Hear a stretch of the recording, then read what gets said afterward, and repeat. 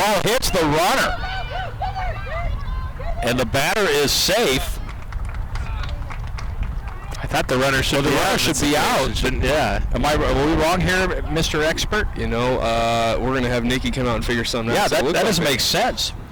Yeah, they're gonna talk this one over and see what we can't get figured out here. So there wasn't much of an effort made by the runner. Right. But the runner does typically need to make that effort to get out of the way.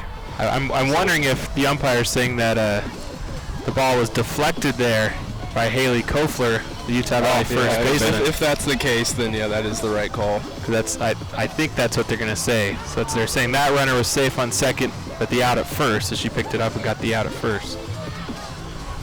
A little interesting there. All right, then that's going to put runners at second and third now. Now they do get the out, so there's 2 down. And Bailey Moore will now face the first baseman, Nicole Curry. Or excuse me, this is Carson Guzman. It is. I think she's wearing a different number. She is wearing a different number. The coach told me. I forgot to tell you, James. I was supposed to tell you that. She's wearing 21. Okay, I'm going to let that go.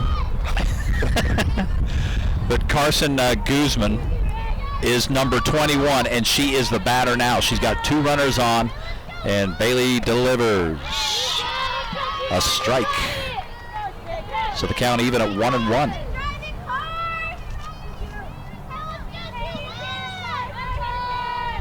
Guzman batting .227 this year. Talking with Nikki Palmer, the coach of UVU, before this game, she mentioned this team they'll just claw at you and play a lot of small ball. They got a few slappers in the lineup, and you've really got to be on your toes, especially the infielders, and we've already seen that. Yeah, especially with a team like that, the last thing you want to do is get those leadoff runners on base like we did this inning, already in a deep hole here. Well, the percentages of walking a leadoff runner, you've told me this before, eventually scoring is much higher. Definitely, especially it almost feels like it's 100% as a pitcher, like I was. You walk somebody, especially a leadoff, it feels like they always come around to score one way or another. Now, in this case, the leadoff actually got a single, and you told me it's a totally different mindset when they hit on versus if they're walked on as the leadoff hitter. Yeah, especially, they're up there trying to look at as many pitches as they can. Their goal is to get on base one way or another.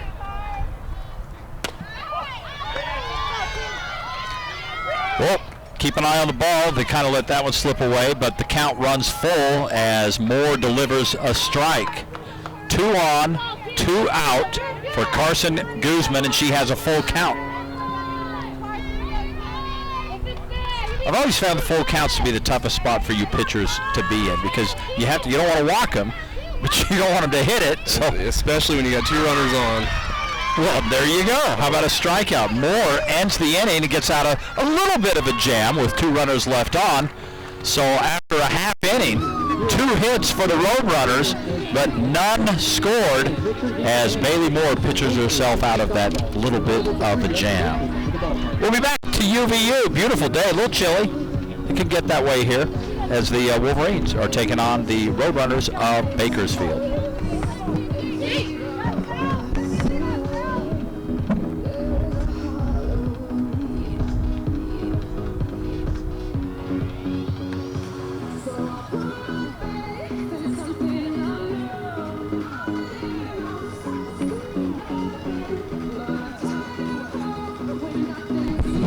Hello. How's that? Where's the return audio? This is the headset. I'm 2.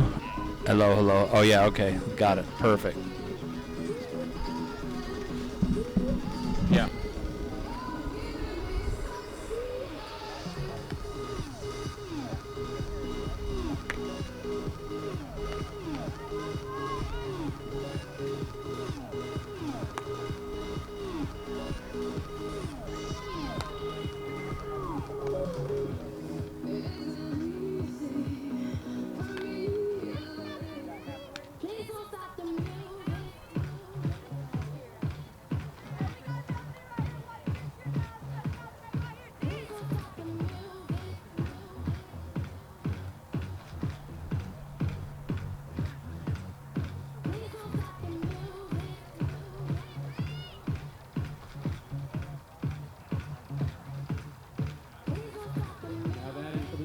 And we're back. Welcome back to UVU. The Wolverines taking on Cal State Bakersfield here in a beautiful afternoon of softball. Utah Valley 0-3 in league games. Bakersfield 1-2.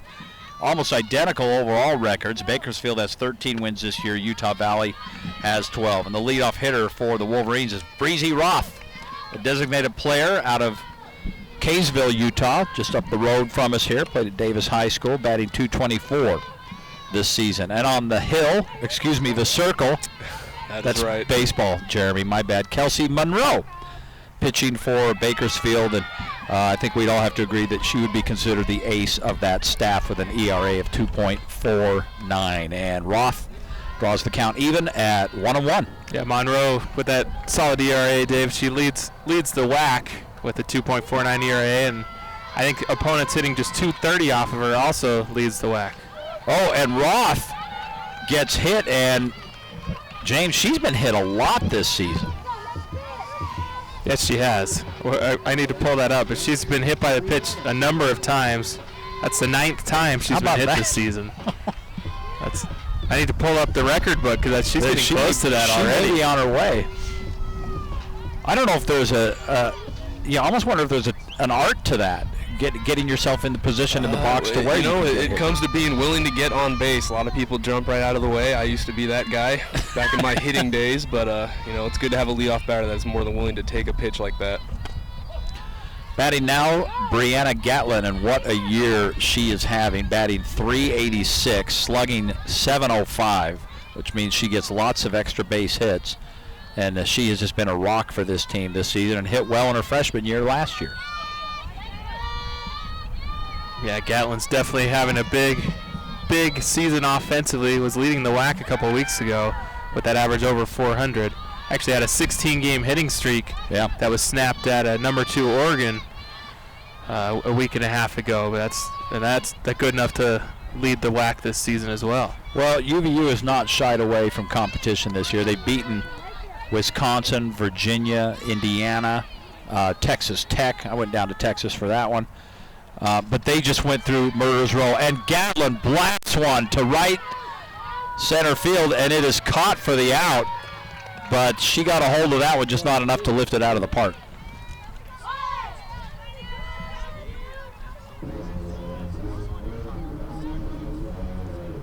So we have one down here, and Breezy Roth still at first base. UVU just coming off kind of the Murderers Row of schedules. They had to play Oregon in back-to-back games. Played pretty well in one of those games. The Ducks ranked second in the nation, and then went down to New Mexico State for 3. That's a tough little 5-game stand. Before that group, they actually blanked BYU up in Provo 13-0 in a game where Bailey Moore threw only the second no-hitter in UVU softball history.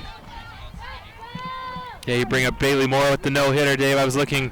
Monroe, Bakersfield's pitcher, also threw a no-hitter this season, the first no-hitter for Bakersfield in their Division I history. So both pitchers in the circle today have thrown a no-no this season. Batter now is Taylor Williams. Yeah, Taylor Williams is up to bat with Breezy Roth at first. Brianna Gatlin had just flown out to right field, so we have one down. Williams, just a freshman, and playing well this year. She's played a couple of different infield positions as she fouls one off, and now she has moved to third. She started out playing much of the early season at first base, and that's quite an adjustment, Jeremy, going from first where your job is to get over the base and take the throw to where suddenly you're at third base and right in the hot box. Yeah, they call it the hot corner for a reason, but she has adjusted very well to it. 1 ball, 2 strikes to Williams.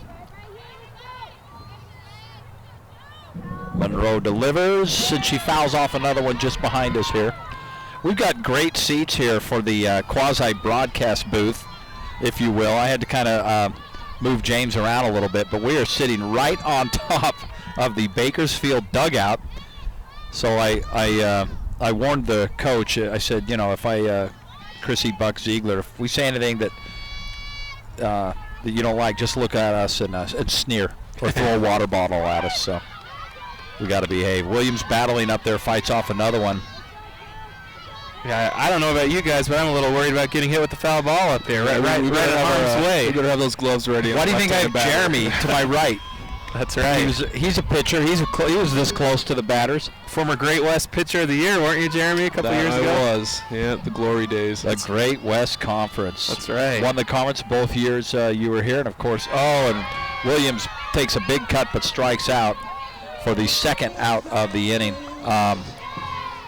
I'm not going to spend the whole broadcast harping on this, but it was just a great time when that UVU, and James, you were around, the UVU baseball team that year, just a couple years ago, won 32 games in a row. The streak would have kept going. They lost to Utah in a shootout. What was the final? That was 12 to 11? 12 to 11. That was a heartbreaker. Unbelievable. But, that's still the second longest college baseball winning streak in the ever. In the NCAA history.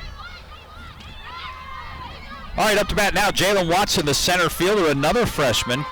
You'll hear Nikki Palmer, the head coach here, talk about the youth of this team. She's got quite a few freshmen, 11 on the roster, and several of them see a significant playing time. Watson on the season batting just over 300 at 315. And Watson is one of these girls that has just pure raw power, natural talent, so it's going to be exciting to watch her develop over her career here. She was a late addition, too, came to the team last summer, and the way she's been playing and with the power that she's capable of, a couple years down the road, there are going to be some teams wondering how they let this one get away. Yeah, she's definitely proven that power. 6 home runs, second on the team this season, and I saw one earlier this year in one of the neutral site tournaments that she blasted one 300 feet or more, 350 feet. The Las Vegas tournament? Yeah, it was. That's probably the furthest home run I've ever seen hit in a softball game. That was a no-doubter. Well, when you can hit it that far in these parks where the fields are generally 200, we're 200 at the corners here, I believe 220 in the center, it really looks like it's going a long, long way. And there's a deep shot, but this one will be caught.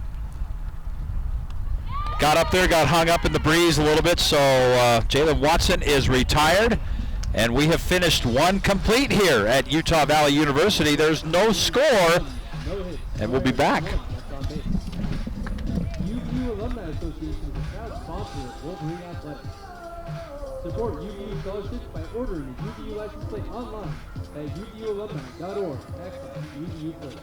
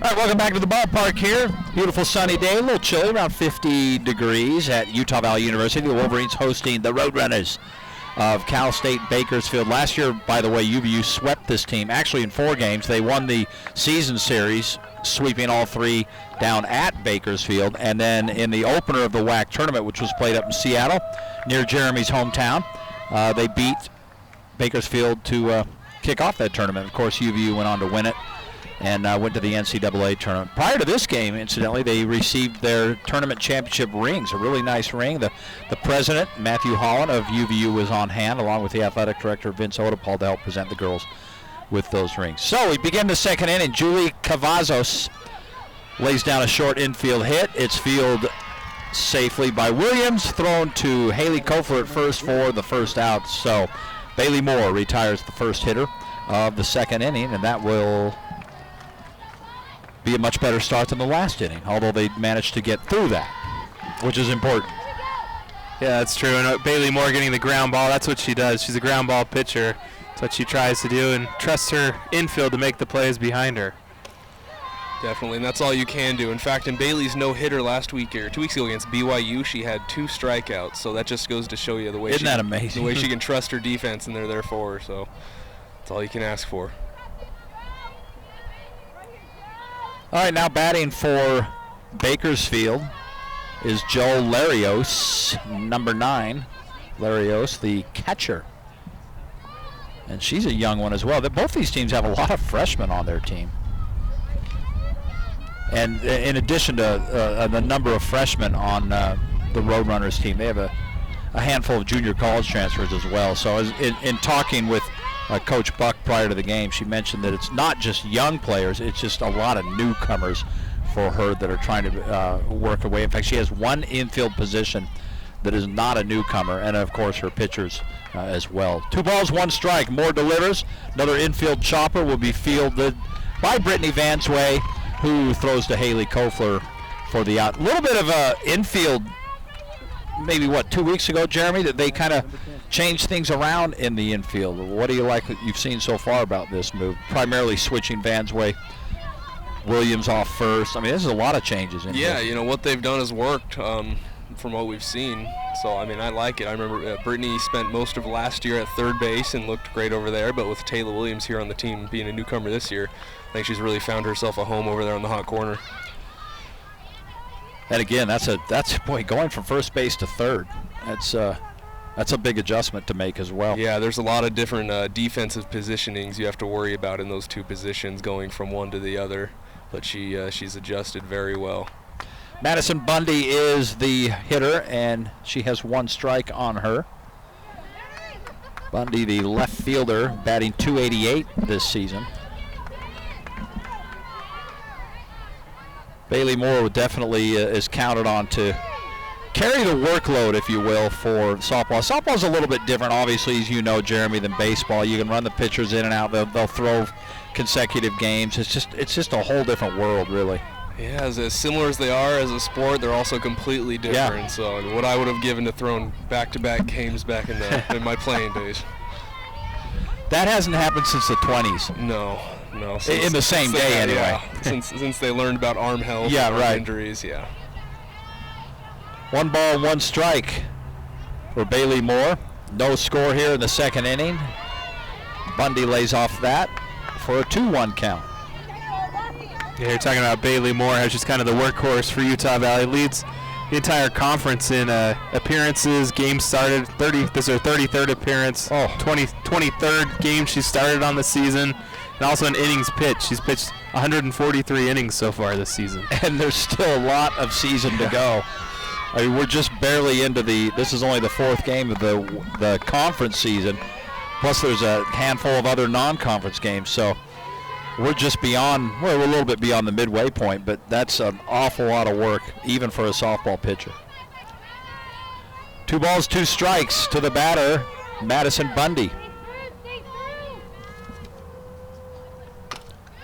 And Bundy fouls off another. Bundy's a senior out of Washington, but transferred from Oregon State. You go down these rosters, it's funny because obviously Bakersfield roster is just loaded with California kids.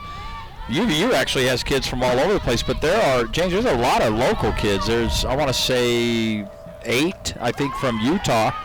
And, every team in the state has local players except one. Let me just throw this little note out for you. There's a team up far north, up near the border, Utah State, not a single player from the state of Utah on that team. The only Division I team in Utah that doesn't have a Utah player on it. That's interesting. Another foul as Bundy stays alive, a full count at 3-2. 2 outs as Bailey Moore would love to go 3 up, 3 down in this inning.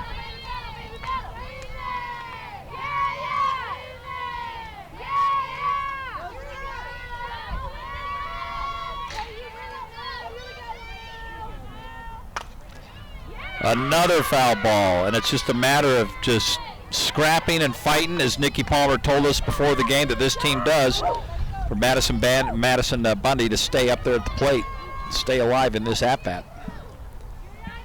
And I think it'll be a fun matchup watching these two teams because they're almost polar opposites in the way they go about playing the game. UVU is all about getting those big hits, and they've done it pretty well for the most part. But it should be fun watching them go up against a team with a good amount of slappers and a lot of small ball. Oh, and Bundy's patience pays off, and she draws the walk. A lot of pitches thrown in that at-bat, and Bailey Moore puts her on, but she does have 2 outs. Adriana Cardoza steps to the plate, the second baseman for the Roadrunners. She too from California. She's a redshirt junior. You don't see a lot of red shirts in the softball game. You probably don't see nearly as many red shirts in women's sports as you do the guys.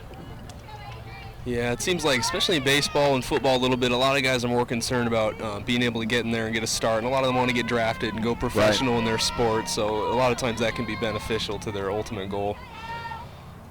More often than not, my experience has been that if there's a red shirt situation in a softball or a women's sport, it oftentimes is involved in injury or a transfer or something like that. Yeah, I agree with you, David. It seems like that's kind of more of the case in women's sports. Bailey Moore delivers. Count is 2 balls and 1 strike. And you know what? There are even cases there. There's a player on UVU's team over the past few years that had an injury season and could have come back for a 5th year, but opted to, finish out her education. Runner goes, and Bundy steals second. Anyway, finish out what she was doing and then, move on. That particular player that I'm talking about will be getting married soon, and she was done. She did her time. But it's a little different situation too, because like you say, a lot of these guys are looking to get drafted and continue their career. You don't see that opportunity as much, very rarely in women's sports.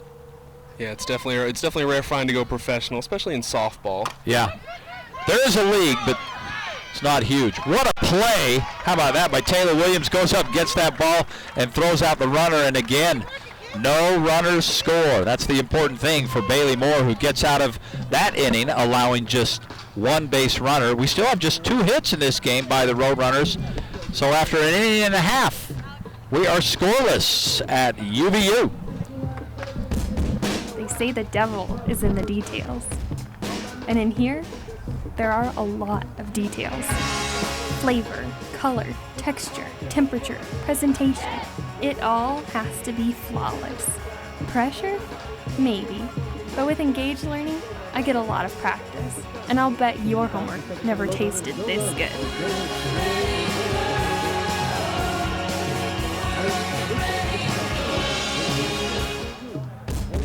I don't think of myself as just an undergrad. Okay, so I'm a sophomore, but I'm at UVU where it's all about engaged learning. Leading a project on DNA research, I don't have to wait for grad school to get this kind of experience. As a UVU student, I guess you could say engaged learning is in my DNA.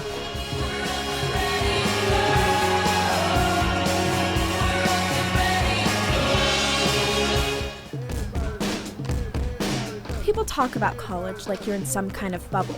Like there's college, and then there's the real world. Hey, this is UVU. You're not just reading about it or watching someone else do it. This is engaged learning.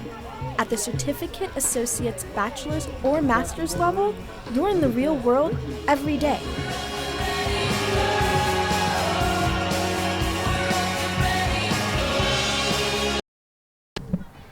Oh. All right, welcome back to the ballpark. Here we have no score after an inning and a half. Bakersfield, the Roadrunners, taking on Utah Valley. We talked a little bit about Kelsey Monroe. She has been just a stud for the Roadrunners this season. 2.47 ERA, and James, you mentioned she leads in a number of categories as well in the Western Athletic Conference, so she's having a good season. There's the first ball that's almost been hit near us. Brittany Vansway, the sophomore, second baseman, steps up. Just a solid player. Jeremy, you and I have known her for a couple of years, and just a real level-headed kid. She's been a blast to watch. Yeah, like you said, level-headed. You know, you never see the emotions on her sleeve. She goes about it every day, and she's done a great job. Batting .276 this season. She has one strike on her as we begin the bottom of the second. Western Athletic Conference softball action on the WAC Digital Network. What a great opportunity, by the way, for the WAC to make all these sports available through their digital networks. A lot of fun to see these.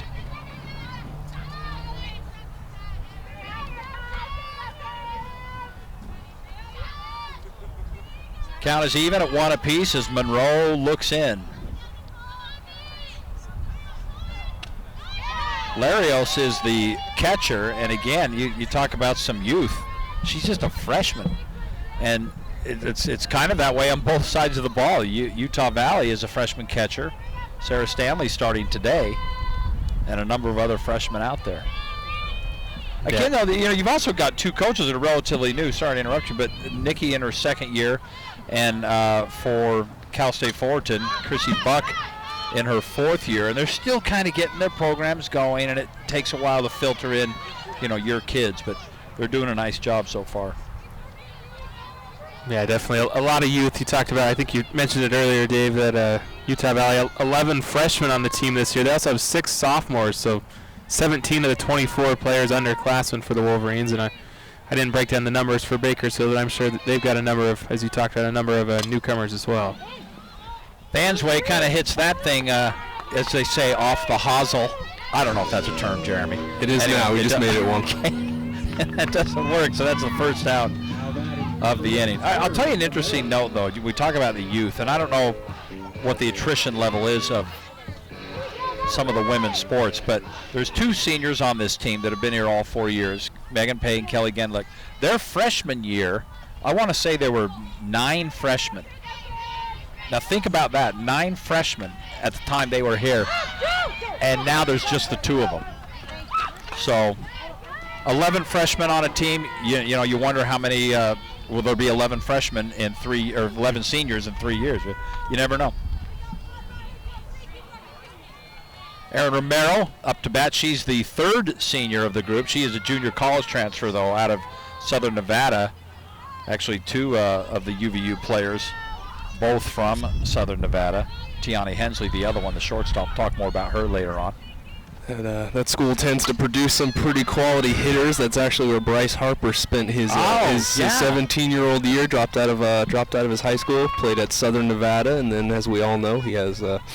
It turned out to be the right decision, to say the least. Now, you faced Harper a couple times. Yes. Tell me a little bit about that. Boy. I know you struck him out once, I right? struck him out 3 times and gave up 2 home runs. So depending on how I want to tell that story, you omit part of it. Yeah, I leave one or the other out.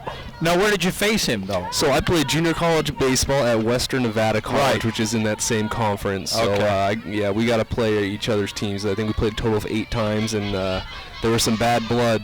Oh, I'll bet. Oh yeah, it was fun though. So you know what? To take that story with you the rest of your life, that I struck out, Bryce Harper 3 times. There's nothing wrong with that. Oh, it's a blast. I ran into him down at the Vegas tournament last year in one of the gyms and chatted up a little bit. And of course, he's well over it. I think that signing bonus helped him forget about those strikeouts. But it's fun. You didn't ask him to share any of that with you for toughening him up? Yeah. I mean, I told him I served him up a couple pitches to help his draft stock. But that's right. On the home run. Oh, good times. It's, the baseball and softball world is smaller than you think, folks. As Romero stands in and takes another ball to even the count at 2-2. Aaron averaging .260 this season and playing in the right field position.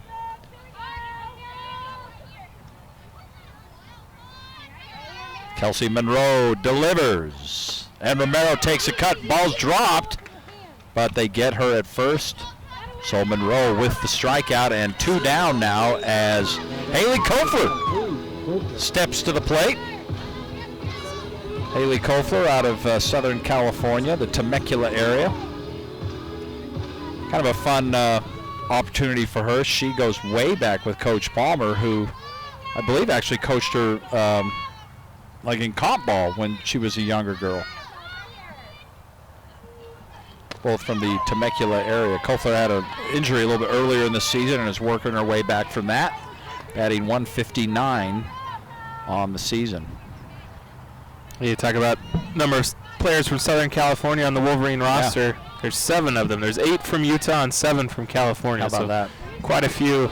It is a little bit of a hotbed down there. Yeah. No question about that.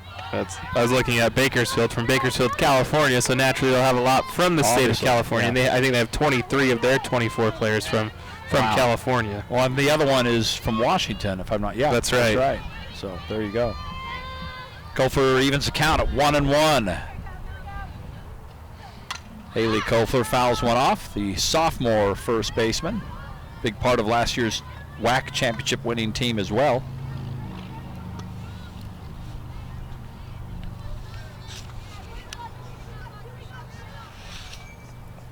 Haley's adjusted well to playing first base too over the past couple of seasons. When she came in, I believe she started playing in the outfield the very beginning of her freshman season, and Coach Palmer moved her to first base, and she's found a home there ever since. Count is a 1-2 strikes. Kelsey Monroe looks in and throws low to even the count at 2-2. Yeah, Kofler, you talk about settling at first base, actually listed as a utility player on the roster. Right. Her and Brianna Gatlin both listed as a utility. Gatlin's kind of played all over a little bit this year. She has. Played left field, first base, kind of DP, moved around. But yeah, Kofler's been more of a first baseman this year for the Wolverines. And she runs the count full. Highlight of her season so far, no question about it, the BYU game where Bailey Moore throws the no-hitter. But Haley steps up, and she'd been struggling a little bit at the plate and hits a grand slam. That certainly helped. Yeah, that was quite the momentum builder. Oh, my goodness. Much needed. Yep. And he hit a towering shot out of at Cougar Stadium up there. You're really getting a hold of it. I should say Gale Miller Field is what it's called. As Kofler fouls one off behind the netting. Count is full then at 3-2. Kofler had an injury. I believe we were in Phoenix diving for first base to get an out, and it kept her out for quite a while. I want to say almost a month. Yeah, I think you're right. It was right around a month. But she's worked her way back. Count is now full. Kelsey Monroe, the pitcher, one of the best in the WAC. Oh, Kofler on the ground, hit it hard enough to where it could not be handled.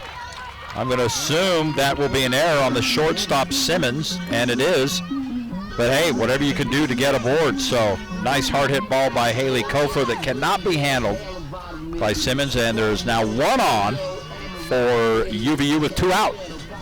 Yeah, and that was a great at-bat by Haley up there, especially with a full count, 2 outs. All you want to do at that point is get on base one way or another, so putting the ball in play is the best way to do that, and obviously it worked out for her. Just hope something happens. Exactly. Sarah Stanley, the catcher, just a freshman, stepping up to the plate now with 2 out, and Kofler at first, and Stanley looks at the first pitch, which is low, and draws a ball.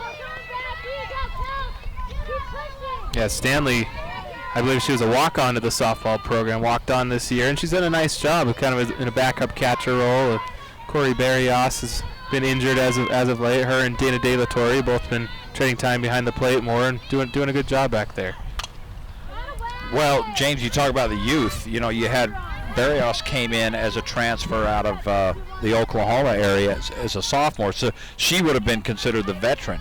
And your 2 other catchers are both freshmen, and what happens? She gets hurt, creates opportunities for them. So the youth movement just keeps growing here at UVU, in this case by attrition, because they have an injury to one of their catchers. You know, interesting, last year, Jeremy, we all watched this, the catcher situation Jamie North was the starter. She got hurt. She broke her collarbone. I want to say, I don't know, maybe 3 weeks before the end of the season. Yep. And you remember Amanda Robinson, who hadn't caught in her entire life and wasn't really playing much, said, well, hey, I'll give it a shot. And she really helped this team as a really new to the position.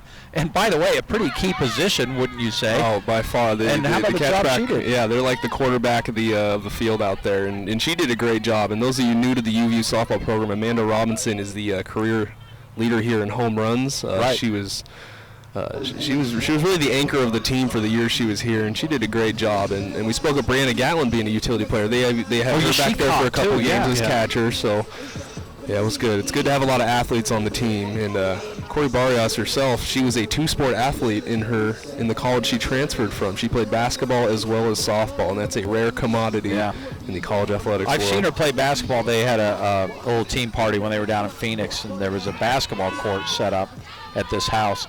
That kid's a baller, I'm telling you. Yeah, she can play the game. But yeah, I mean, you go back to last year, the willingness of those kids to just step up at any, and it worked. And you can see we were there when they won that WAC championship, and the dog pile. There's Amanda Robinson, who's been a first baseman most of her life and just a slugger.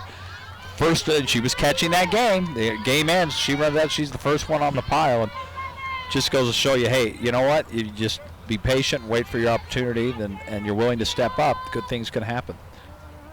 2-2 the count now on Sarah Stanley, the freshman catcher, as Kelsey Monroe delivers.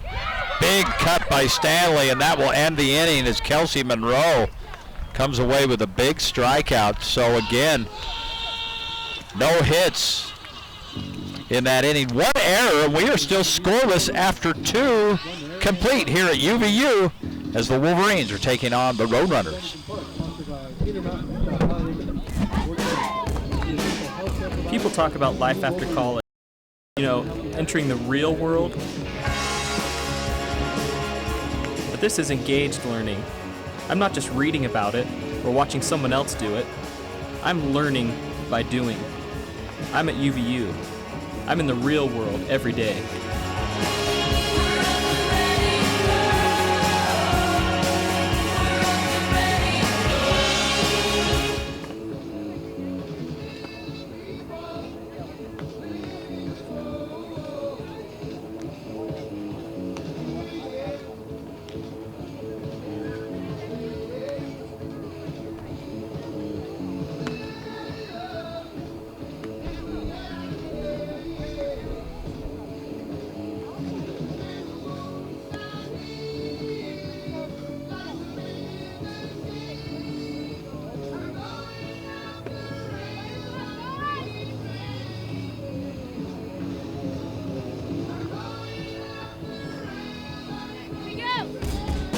An idea. Lots of people have ideas, but engaged learning helped me develop my idea and make it real. All right, welcome back to UVU. We head to the top of the third just to reset for CSU Bakersfield. No runs, 2 hits, 1 error. They've left 3. And for Utah Valley, no runs, no hits, no errors, and they've left 2. And leading off things here in the third inning, once again, Bailey Moore. Oh, she's pitched well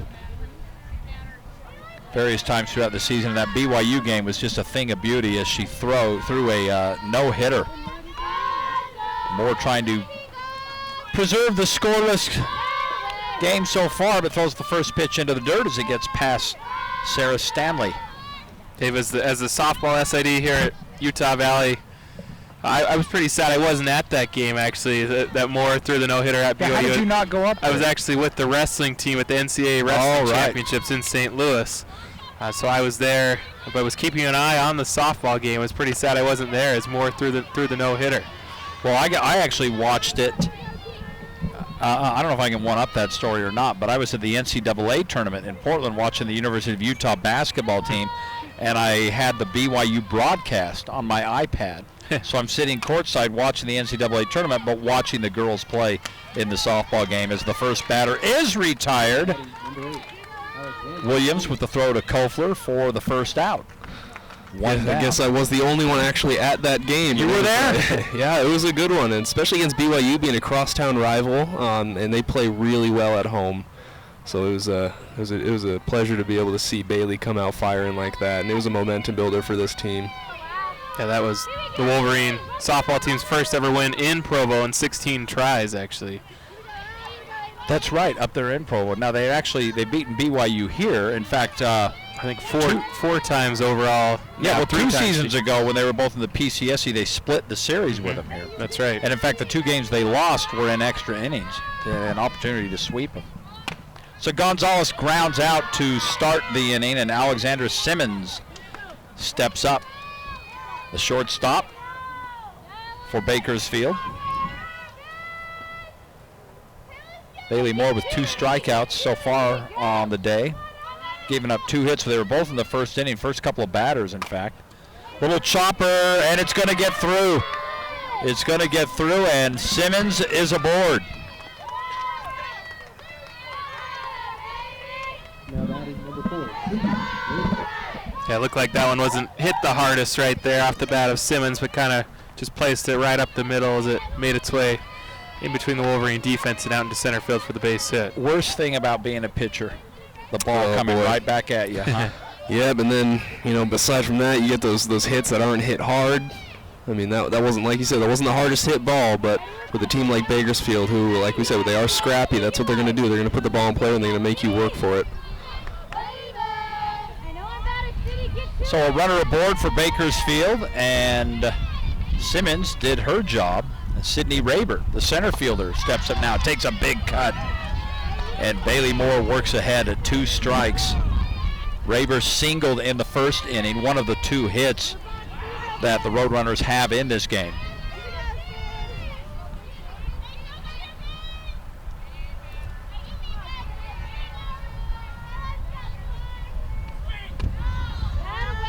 Raber will look for the first ball of the count. 1 ball and 2 strikes. Yeah, you talk about Raber. She's one of the top hitters for Bakersfield this season. Batting .348 on the year, has 13 RBIs as well, so she'll look to try to drive around the run here. Runner, I should say. Runner. 2 strikes, 2 balls, so Moore had the 2 strikes, and you have to wonder as a pitcher how many, I don't know if you call them garbage pitches or throwaway pitches, you want to throw without getting yourself into a full count. Typically, well, that worked. Strike them out, throw them out. Yeah, there we go. Can't beat that. Didn't quite get the out at second, but we'll take the strikeout. But, yeah, again, when you see that a lot on an 0-2 count, they start throwing junk, but you have to be careful that you don't go too far into the junk. That's where it gets tricky, and you see a lot of guys do that. But typically on 0-2, you're rarely going to see a pitch over the plate. As a pitcher in baseball, if I were to throw an 0-2 pitch over the plate, our pitching coach would be livid.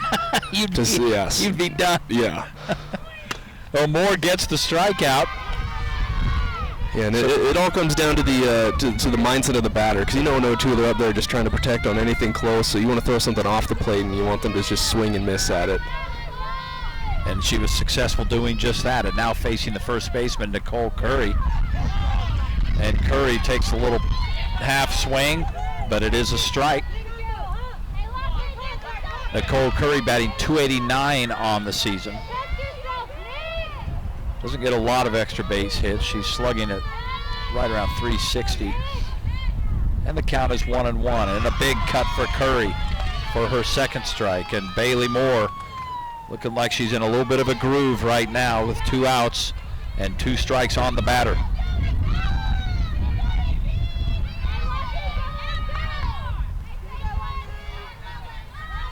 Moore sets, delivers, and gets another strikeout. How about that? There's a way to end the inning. Couple strikeouts for Bailey Moore. And she now has 3 on the day. So we're going to go to the top of the fourth after 3 complete. We still have no score here between the Roadrunners and the Wolverines. Sponsored by Wolverine Soccer. The first man to come up to the third base dugout and answer the following questions will win themselves a $50 gift card. Compliment from Wolverine Rock. 2 weeks ago, we experienced a no-hitter on the road. One of our pitchers pitched a no-hitter. It was our first win in that location. You can come up and tell me who our pitcher was, who we were playing, and the score of the game, and you'll walk away with $50. Again, the score of the game, who was the pitcher, and who were we playing.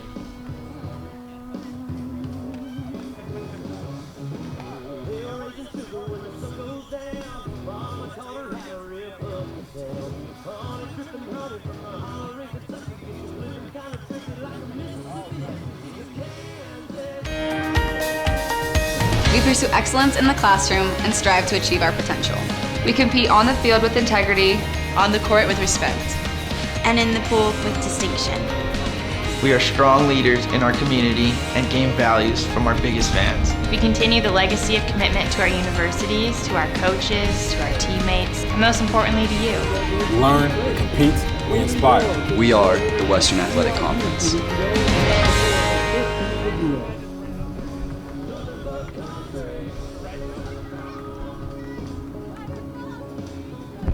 I think I said 3 complete last time. Welcome back is not 3 complete because the Wolverines are batting in the bottom of the 3rd. See, the way baseball works, Jeremy, is when you have finished an inning, it's when the home team is done batting. Oh, is that how that works? You should have slapped me.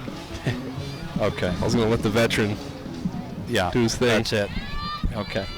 All right, so we start the bottom of the 3rd. Tiani Hensley, another transfer. We talked about Southern Nevada and the Bryce Harper exploits.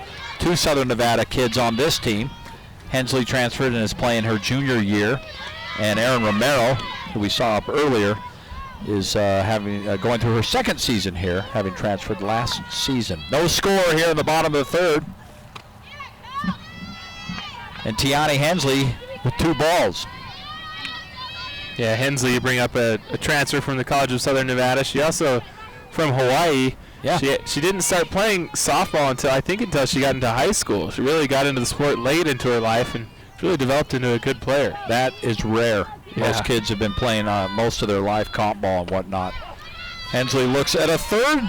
Oh, I thought it was going to be a ball there. Claire McBride behind the plate, by the way, know the umpire well. I've asked him to yell really loud and warned him that he may hear from us. 2 balls and 1 strike. Did he ask you to yell really loud and hit back at him? He said he will be listening, though. We are in close proximity. 3 balls and a strike to Hensley. So you're at 3-1, and this is where the strategy gets interesting, Jeremy, because Hensley obviously would love to just draw a walk, but Monroe has got to be careful. Yeah, the last thing you want to do is walk your 9 batter as leadoff. Typically 9 batters, one of your weaker hitters on the team statistically.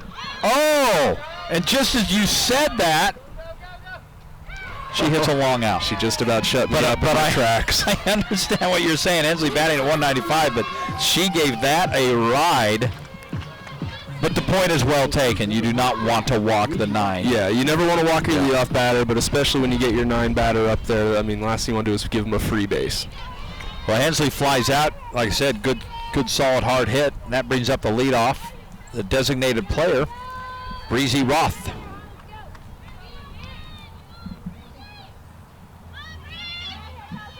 Roth was hit by a pitch in the 1st inning, and James, as you pointed out, her 9th hit by pitch, which is unbelievable when you consider she's had, I believe she's had 49 at-bats this season. Mm-hmm. So I'm no math genius, but she's getting hit once every 5 at-bats. That's unbelievable. Well, you look up there, and she's got a pretty hefty elbow guard on, so it looks like she's ready to take another pitch. Well, and watch her as the pitch comes in, and she kind of steps towards the line and is perfectly willing. Hey, if you want to hit me, great, I'll take the hit. Yeah, and especially as a pitcher, when you see a batter get real comfortable and leave their weight over the plate like that, you always want to get inside and make them uncomfortable, and oftentimes you see that'll result in a hit by pitch. Monroe lets that one get away and runs the count to 3-0. So again, a hitter's count now, as you would assume Roth will be looking at this pitch.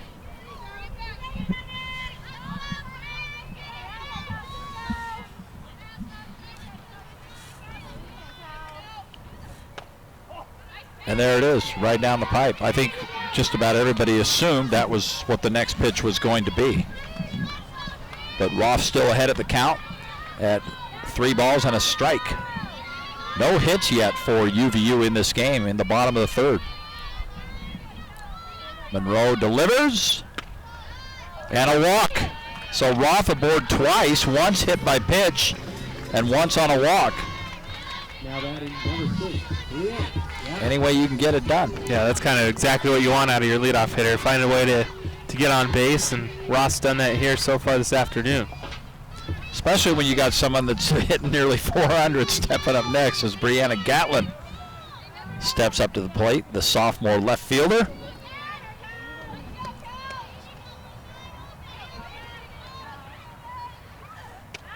I asked the coach, Chrissy Buck Ziegler, before the game if there's, when you see a hitter like this, do you warn your pitchers about him? Do you throw around them at all? And she was not willing to concede that she would do that to any of these hitters, even Gatlin, but she said it's all, situational based on what's going on. Well, right now you've got a runner on with only 1 out.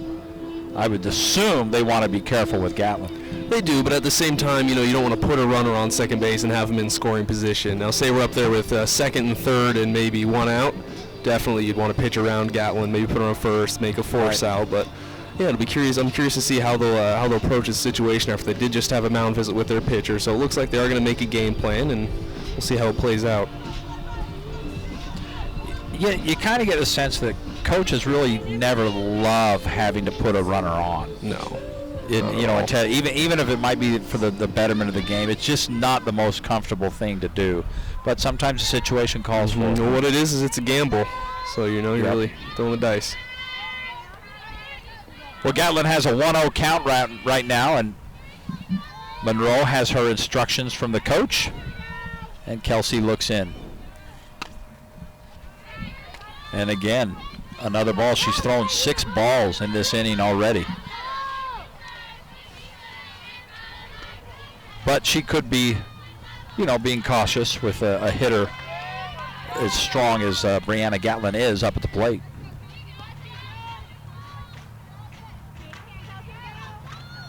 And a 3rd ball. So twice in a row, Monroe has run the count to 3-0 on the hitters. And I can't even imagine Gatlin's going to be swinging at this pitch. I mean, although a hitter of her quality, it's coming right down the pipe.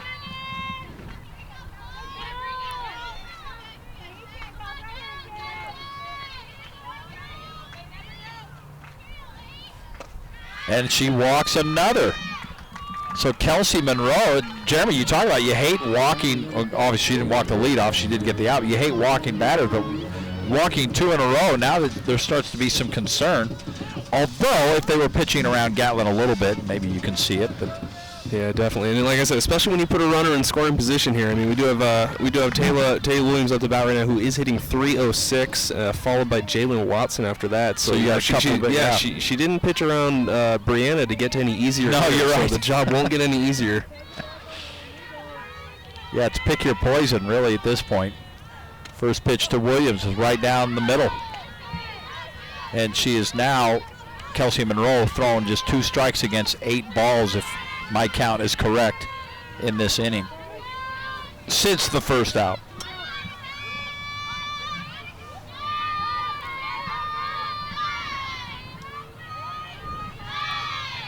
And Williams swings, a little bit of trouble in the infield. They got 1, but not 2. Looked like we might have a jailbreak on the left side there, but it was well fielded by Simmons, who taps Breezy Roth for the leadoff out. And now with 2 outs, runners at first and second, as they were not able to get Williams, who successfully sprinted to first base, but up steps, how about Jalen Watson, a freshman, batting over 300 this season. And as we talked about in her last at-bat, she is capable of getting a hold of one. Flew out to center field in her last at-bat. And again, another ball. Watson batting .311.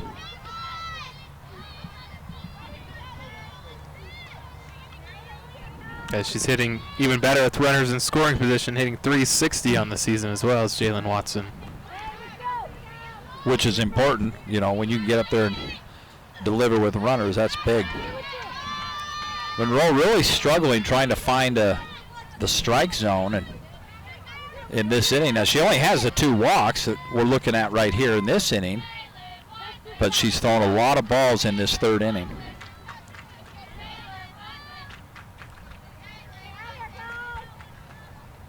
Watson, another Southern California kid, readies. 2 balls, no strikes.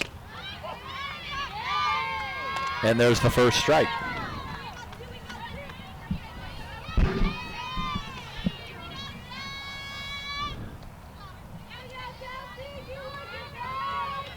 Still no hits for the Wolverines in this game, and with 2 outs and 2 runners on, Coach Nikki Palmer would love for that hitless run to end right now. And another low pitch. And Jeremy Monroe really seems to be struggling with her delivery in this inning. Yeah, you know, as a pitcher, especially when you start throwing a few balls, you start trying to make adjustments, and the time you want to make adjustments is not in a game. So it can be difficult when you start throwing a few and you get into that, you kind of lose your rhythm, so to say. 3 balls and a strike to Jalen Watson. Watson readies. Takes a big cut for a foul. That'll run the count full.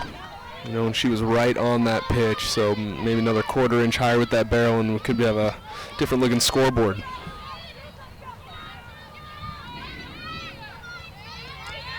Well, this is a park. I mean, you would have to characterize it. It's got a tall fence, but it's a hitter's park at 200 feet down the lines. No question. Yeah, and this being the Utah Valley out here, there's pretty much always a constant breeze. Yeah. Which tends to play in our favor. Another big cut, fouled off just behind. There's a field up the road at University of Utah. We played up there a number of times, Utah Valley has. In fact, Utah Valley has the distinction of winning the first ever game played on the University of Utah's brand new softball stadium, but that field is so deep. It's whatever. It's near the max that they allow. Yeah, and that's a hitter. That's a pitcher's field. No question. By far, you know. That ball gets away, but another walk. 3 walks in this inning for Kelsey Monroe, and at some point, the coach, Chrissy Buck-Ziegler, has got to be a little concerned about what she's seeing after her ace really stepped up in the first 2 innings, but she's had trouble throwing strikes in the 3rd. Yeah, they do seem to have some faith in her, though. I don't see anybody warming up in the bullpen, so, Kelsey Monroe is a veteran, so I'm sure they do have faith in her to get out of this jam, but, just as it was before, it's not getting any easier with Vansway up to bat right now. Yeah. She's second on the team in RBIs with 18. Yeah, Brittany more than capable of parking one, as they say.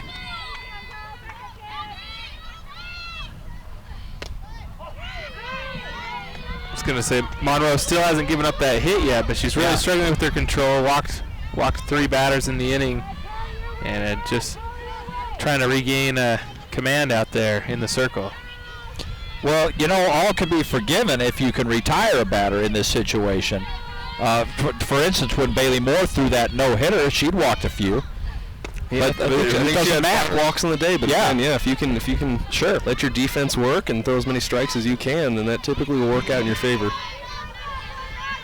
Count is even at 1-1 to Brittany Vansway. Bases loaded, 2 out, no score in this game, and 1 well-placed ball, 1 good swing of the bat, and that could change in a hurry.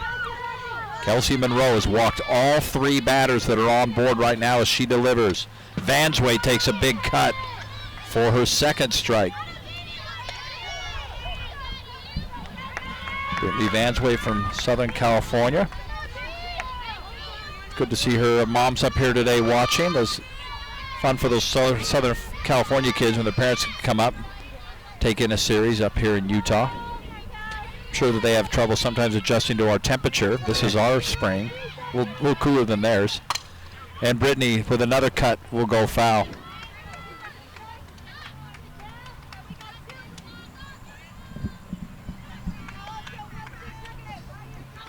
You'll notice Nikki Palmer coaching 3rd way back.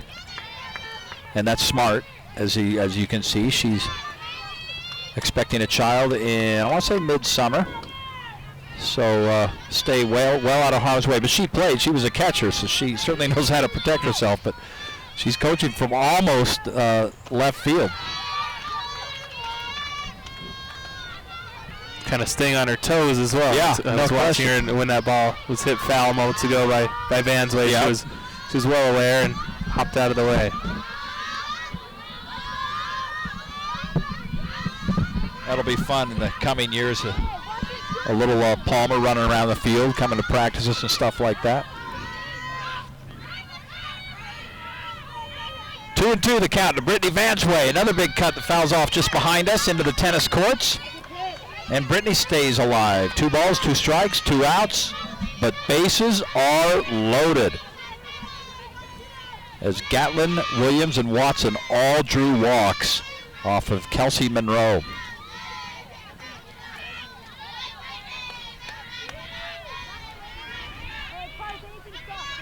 Monroe sets, delivers, and another low ball. Count is full, and Jeremy, this next pitch could have a lot to say about where this game is headed. That is very true, especially the way it's gone this inning. You know, a walk will be a run, but if she leaves something right over the middle of the plate, it could be a few runs. So that's right. She's really got to be careful here. The mindset of the pitcher, you have to be so strong. Monroe sets and delivers. And Vansway with a sharply hit ball into left field. Gatlin scores. Here comes Williams. She will score. And Brittany Vansway steps up with a 2-run single. Watson will hold at second. And the Wolverines get their first hit of the day, and it is a big one as 2 runs score. Yeah, and like they say, walks will kill you. So that's just 1 hit and 2 runs. Well, yeah, you put 3 on, and then, yeah, you're asking for trouble. And that's going to be it for Kelsey Monroe. Head coach Chrissy Buck Ziegler, and I don't know that you can blame her after loading them up and giving up. No, you know, you also can't blame her for having some faith in her and leaving her in there that long. She did give her the chance to get out of her own jam, but you know, kind of worked out in the Wolverines' favor. So coming on board to pitch will be Lindsay Klemenko from Half Moon Bay, California. She's a sophomore pitcher. The right-hander is James Scurries for the numbers. And I'll let you deliver that, Jimmy boy. Yeah, Klemenko, 3-3 win-loss record, 5.25 earned run average. It's her 13th appearance. Pitched 2 complete games on the season as Klemenko. Pitched 33 1/3 innings of work. Struck out 14, walked 21, and opponents hitting 295 off of her. You just rattled all that off the top of your head? Oh, you're reading. Okay, I did. I studied before this broadcast, didn't I, Dave? Unbelievable. Tell me about being a batter that has to face the incoming pitcher. Positive, negative, advantage, disadvantage? You know, I like to say it's a disadvantage for the batter. And again, I was a college pitcher, but I did do my fair share of hitting all the way up until then. So with the, especially with the starting pitcher, everybody has a few times through. You get to see what they have, and especially with a pitcher like Kelsey Monroe. I mean, she's thrown, coming into this game, she had 115 innings pitched. So obviously she's been their workhorse on the mound. So you get a much better scouting report on her as opposed to Lindsay Klemenko as she comes into the game here. With about a third the innings. Exactly, yeah, exactly. So you don't know quite as much. So I would expect Aaron Romero up here at bat to maybe look at the first pitch, if not first 2, especially the way this inning's been going with all the walks. Right. Well, here we go, Romero to face the first pitch, and it is a ball, just as you said. Romero struck out in the 2nd inning. Right now with 2 outs, she has runners at first and second. Brittany Vansway, of course, at second, the first hit of the game, scoring 2 runs, and Jalen Watson at second, who drew a walk. Klemenko sets. Romero got underneath that one, and it will fall safely into the glove of the right fielder, Cavazos, to end the inning. So the damage is done, though, on 1 hit. The Wolverines scored 2 runs after 3 walks. We will head to the top of the 4th after 3 complete, with UVU leading 2-0 on the Roadrunners. People talk about life after college. You know, entering the real world. But this is engaged learning. I'm not just reading about it or watching someone else do it. I'm learning by doing. I'm at UVU. I'm in the real world every day.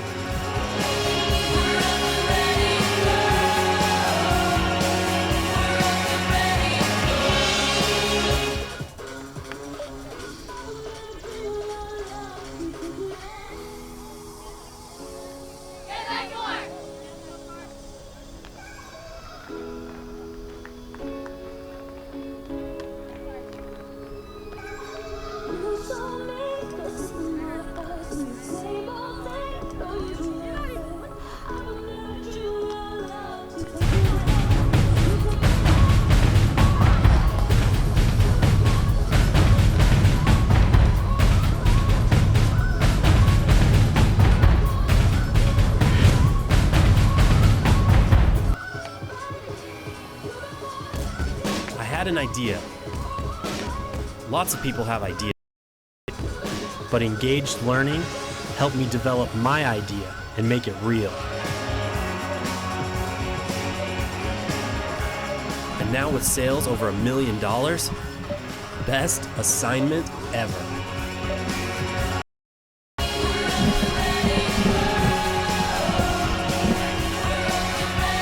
So, oh, it is, right. Okay. They can't fix it in here. Okay, we are back. Utah Valley struck in the bottom of the third. Brittany Vansway's RBI single, scoring 2 runs, 2 RBI single, makes the score 2-0. We head to the top of the fourth. Bailey Moore still in the circle for the Wolverines. She has 4 strikeouts already today, and she is facing Carson Guzman, the third baseman. Bakersfield with 3 hits on the day, but they have not been able to put anyone across the plate, as Moore and her defense has managed to work out of every jam that they've gotten into throughout this game.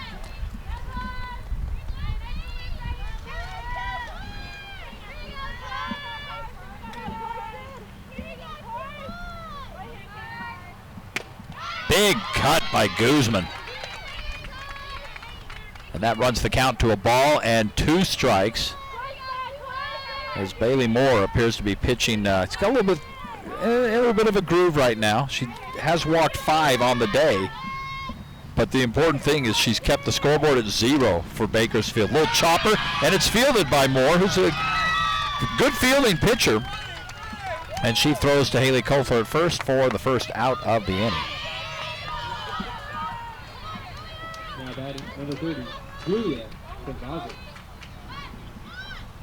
So Julia Cavazzo steps to the plate, the right fielder.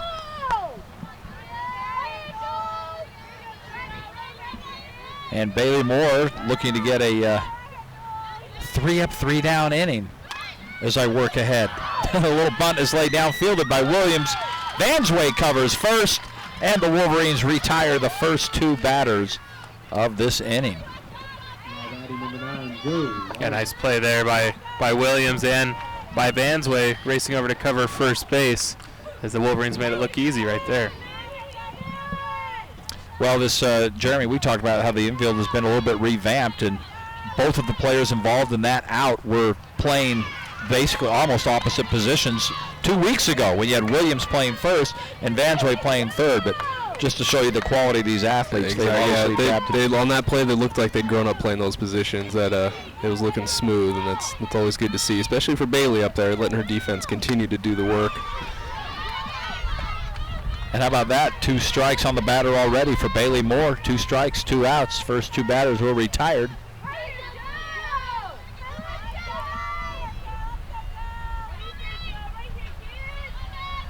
Joe Larios at the plate, the catcher.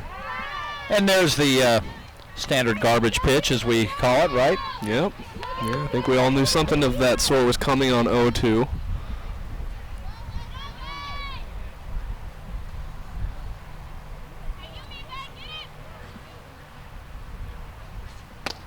Oh, just outside. And Moore trying to get Larios to swing at that pitch, runs the count to 2-2.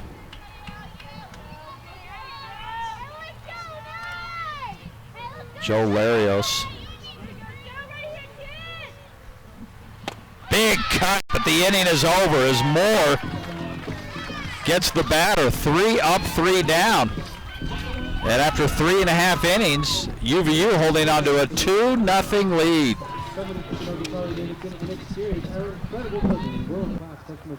We are your one-stop destination for everything home. Remember, we rock so you can roll.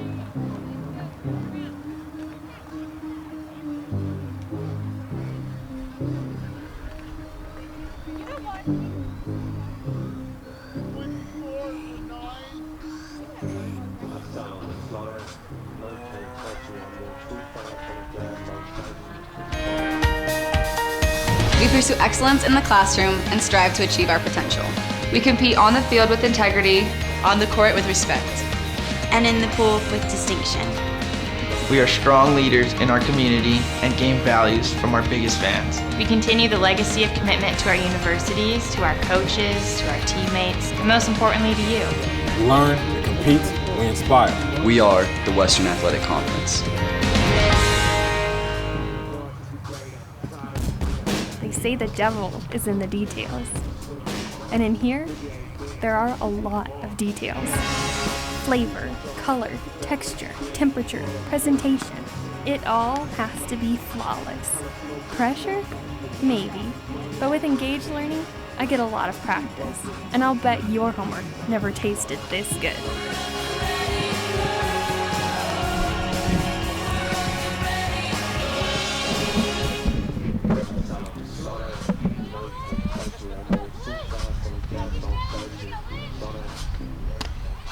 Well, welcome back to the ballpark here in beautiful Orem, Utah. Utah Valley leading the Roadrunners of Bakersfield 2-0. We have a new catcher in for Bakersfield. Ashley Carter, the senior, the incumbent, if you will, caught most of last season, has taken the field.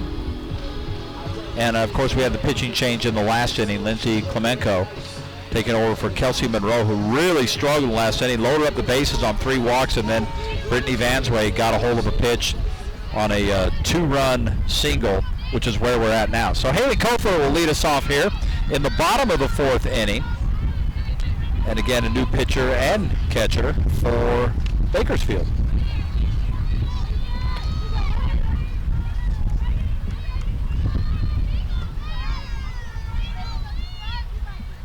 Koeffler batting 156, reached on an error in the 2nd inning, an error by Simmons at shortstop.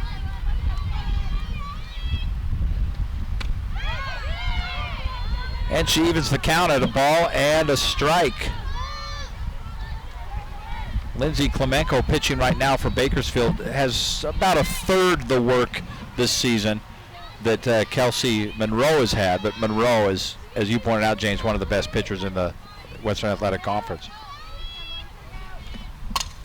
And Koeffler gets a hold of one, but it will fall foul into the left field corner. Yeah, Monroe that left the ball game last inning. Talked about her solid ERA, 2.49, coming in leading the WAC. Her opponent batting average 230, leading the WAC as well. But it seemed like it just struggled with her control enough where she loaded the bases last inning and gave up the one big hit, the two RBI single to Vansway that was enough to pull her from the game. And that's typically all it'll take at that point, especially when you load the bases. That one single is all you need to just kind of put the closing note on that.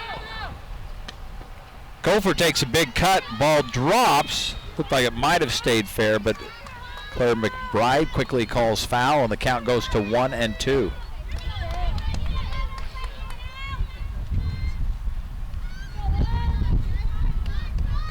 A little breezy out here, as you mentioned, Jeremy. Breeze is part of life here when you live in Orem, especially out of this ballpark. We're just off the interstate, I-15, which was up in the Davis County area, pretty crowded this morning with the presidential visit. Look at this ball right to the fence, but it is caught by the right fielder, Cavazos. So Haley Koeffler gives it a ride, but she will be retired. Well, the president visiting our great state yesterday. don't know if you saw any of the news on this, but they have him in this hotel, the Sheraton, and they got all these buses. And did you see this? How they just had them lined up all the way around the hotel, back to back, almost built it into its own little fortress. Makeshift little perimeter there, but leader of the free world gets what he wants. Yeah, it was unbelievable. Yeah, I thought that was pretty interesting. A lot of UTA buses parked all around the hotel in Salt Lake City. How would you like to have had a room in the well, I'm going to assume they booked out the entire hotel. I don't, maybe not, but that would have been the night to stay there. Of course, you probably would have been confined to quarters. So one down here in the bottom of the fourth inning as Sarah Stanley, a freshman catcher, steps up, facing Lindsay Klemenko. And as we mentioned before, Carter now catching for Bakersfield as well, the senior. Last season, UVU went into Bakersfield, actually went down for that series, and they swept the Roadrunners in that one, and then they beat them a fourth time in the WAC tournament. So 4-0. They actually have a 7-game win streak going against them, which is interesting because, if I'm not mistaken, James, they had a 13-game losing streak to Bakersfield before the 7-game win streak began a few years back. I think you're probably right. The only reason I'm guessing that is because they have, I'm reading your notes. Yeah. They had a 7-game winning streak, but they're all time they're 13-7. Oh, I'm sorry, 7-13. Utah Valley's won 13 of won 13 and Bakersfield won 7. Oh boy, Sarah Stanley, it's gone. Stanley hits a home run out of the park. How about that? I guess all home runs are out of the park. Most of them are. That thing was out of here in a hurry. Goodness. A line drive straight over center field fence. Yeah, that ball really blasted. That's her second home run of the season and for her collegiate career for Sarah Stanley. She really got a hold of that one.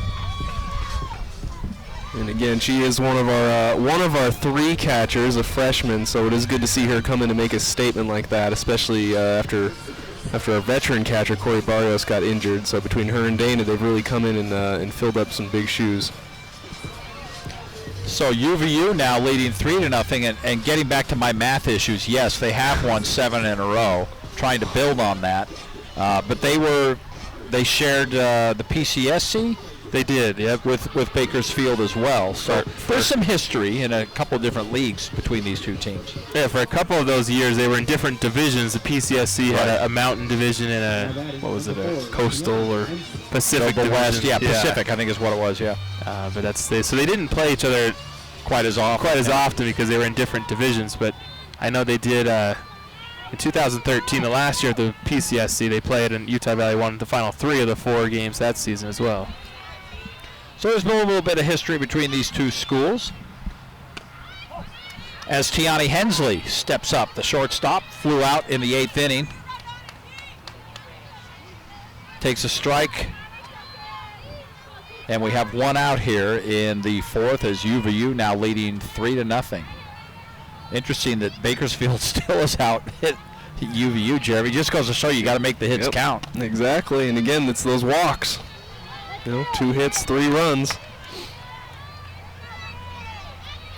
Yeah, 3 walks in that 3rd inning, followed by a single that scored 2 of the runs. And then Stanley's home run puts us at 3-0 right now in the bottom of the 4th. As Hensley looks in. And Hensley with the infield hit, and ball is scooped up at first base. Curry made a nice dig there to get that out. The 2nd of the inning for the Wolverines. And we're back to the leadoff hitter, Breezy Roth, who has found herself aboard twice in this game, once on a walk and once being hit by a pitch.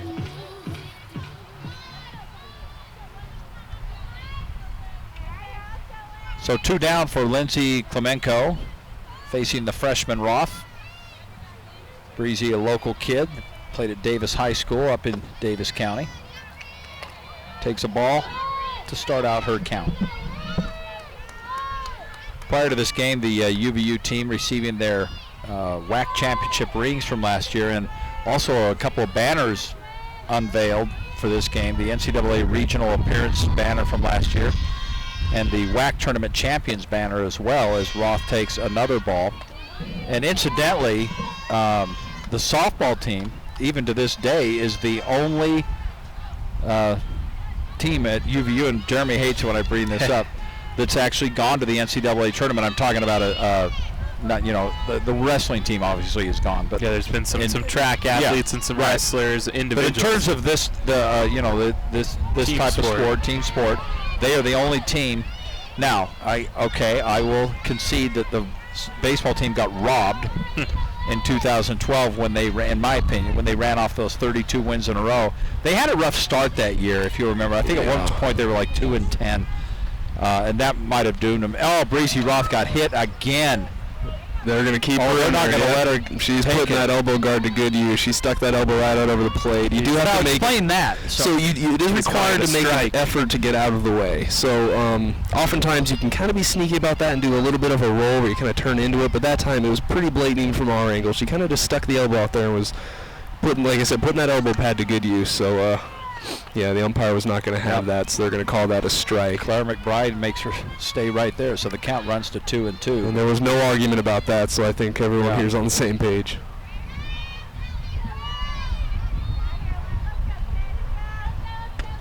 And Breezy, a little ahead of that off-speed pitch, strikes out to end the inning as Lindsay Klemenko gets the big K to finish things off. I'm going to finish my rant about that 2012 baseball team when we come back. We'll take a break here. After 4 complete, Wolverines are leading the Roadrunners 3-0. We pursue excellence in the classroom and strive to achieve our potential. We compete on the field with integrity, on the court with respect, and in the pool with distinction. We are strong leaders in our community and gain values from our biggest fans. We continue the legacy of commitment to our universities, to our coaches, to our teammates, and most importantly to you. We learn, we compete, we inspire.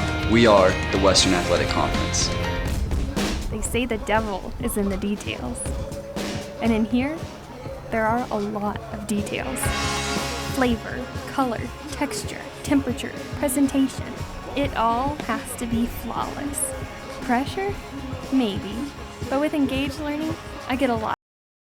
And I'll bet your homework never tasted this good.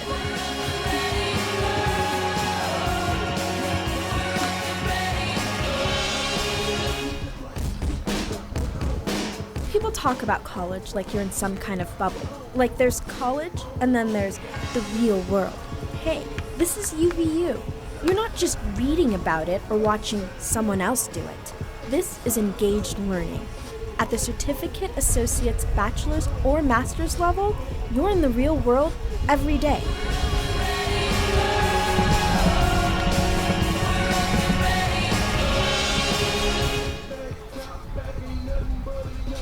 Welcome back to the campus of Utah Valley University. A little softball action this afternoon. WAC softball action here on the WAC Digital Network.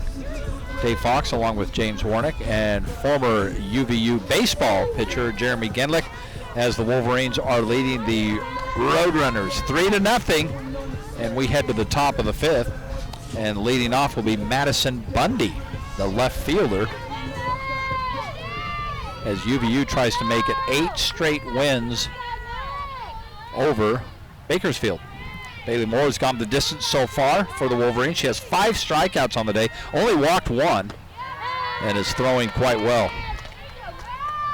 Delivers a ball to start off the inning. All right, I left off the last inning talking about the 2012 baseball team that ran off 32 wins in a row and did not get an invite to the NCAA tournament. They were part of the Great West, which did not have automatic qualifiers. And there were a couple of and you guys led the nation, I think, in hitting, batting average, runs scored, wins. Yeah. I want to say RBIs, doubles. And I'm sorry, but wow, that's still, I'm sure it stings you even worse. Yeah. It's still just tough. All you guys, right? Yeah. What do you do? How about that? Right off the bat, Tiana Hensley at shortstop takes the hard hit ball from Madison Bundy and retires the leadoff hitter with the throw over to Haley Kofler at first base. So 1 down here as we kick off the 5th inning. Great play by Hensley there. Jeremy, I got to ask you. I can't remember off the top of my head. What was the win-loss record that season? What did you guys finish? 42. Was it 40? I was trying to think. It was 47-12. 47-12 sounds right. So you're almost 50 wins, and you don't get an at-large to the NCAA tournament as this ball rolls. Yeah, out. so I believe their theory was our strength of schedule. So it's true. The Great West. You beat Arizona that year. Hey, you're telling me. Yeah, we beat Arizona State, who was ranked 12 in the country. We beat Arizona, who was ranked 4 in the country, eventual national champions. We beat BYU. We beat Utah at their place. We went undefeated in conference, and you know what? Wow. I'll never know. Wow. I'll never understand it. But that is a positive about the school being in the WAC now. It's good to see the softball team get out there. Wolverine, whatever team it is. So I'll be on the baseball staff next year as director of operations. So that's exciting. It'll be good to see if we can get them into a tournament, if I can get a ring one way or another, whether I'm pitching or not. So. It's all right, well, you know exciting. what? Full disclosure here. We may as well get this out of the way. So one of the seniors on this team, Kelly Gendlick, of course, it happens to be my daughter. As the ball is hit out into the gap, we'll resume this story in a moment. And another hit for Bakersfield and a double delivered by Adriana Cardoza. She's at second base, and she got a hold of that one, Jeremy, parked it into the gap. Yeah, she hit that ball hard, so Bailey's got a little bit of work to do here with 1 out and a runner in scoring position, but again, she's gotten out of a couple jams today, so shouldn't be too big of a sweat for her. So back to my story, Kelly Gendlick, senior center fielder, actually holds a consecutive starts record for UVU. Last year started all 60 games. She is married to Jeremy. She is my daughter. I asked her to keep the name Fox.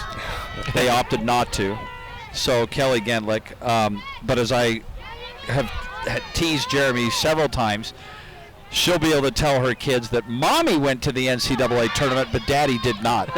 As the pitch gets away and the runner advances to third. But hey, at least you married. I was able to make that last-minute flight. Yeah. I got down to the tournament, and I couldn't have been happier to see her make it. It was great. Awesome. Yeah. She had a good year. She's been in and out of the lineup a little bit this year. We'll see if she makes an appearance during this weekend, but it's fun.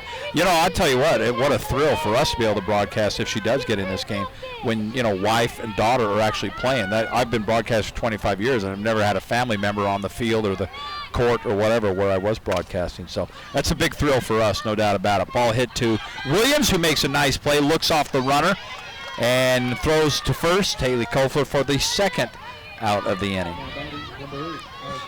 That was a nice play right there by Taylor Williams. Yeah, she did a good job. The runner on third there. Cardoza kind of thought about going, but I think she made the wise decision not to. Williams was standing right next to her. Off that base a little bit, too. Yeah. I mean, I think stepping a dive with that ball in her hand, Taylor may have had an extra out there, but she did make the good decision, check the runner, get the solid out at first base. I think we're going to have a pinch hitter here, it looks like coming up. Got Simmons due up.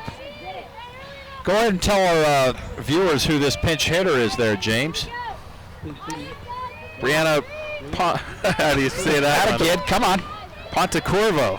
Sounds good to me. Very good, Pontecorvo. Brianna Pontecorvo. All right, she will pinch hit for Bakersfield. Okay, one more note on this whole Gendlick thing before I let it go. Kelly was a little nervous when I told her that her husband and father would be doing the play-by-play today. She's like, wait a minute. She's like, okay, well, if I get up, don't be screaming at the umpire, but I can't promise that, right, Jer? We may have a little, we'll be all maybe a little biased if she gets up to bat, so it's a fair warning. Claire, what are you doing? Blue! I think you guys haven't embarrassed her too much yet. Not yet. She's fortunate. I'm sure she's in the dugout worrying about everything that comes out of her mouth right now, though. If I know her like I think I do. Oh, man.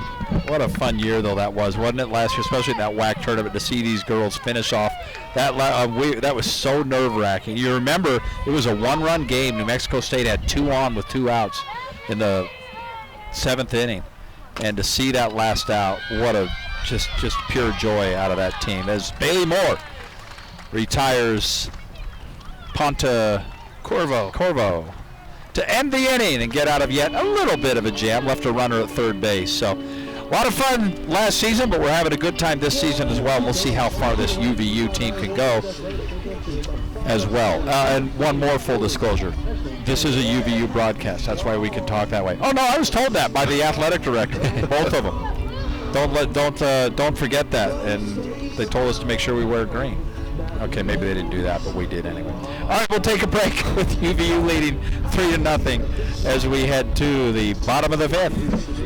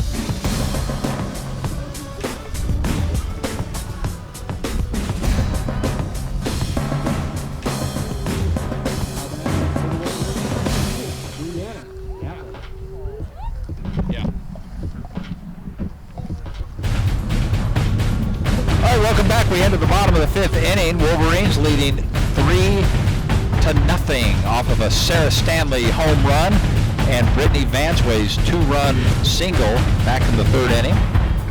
She actually chased the starting pitcher for the Roadrunners.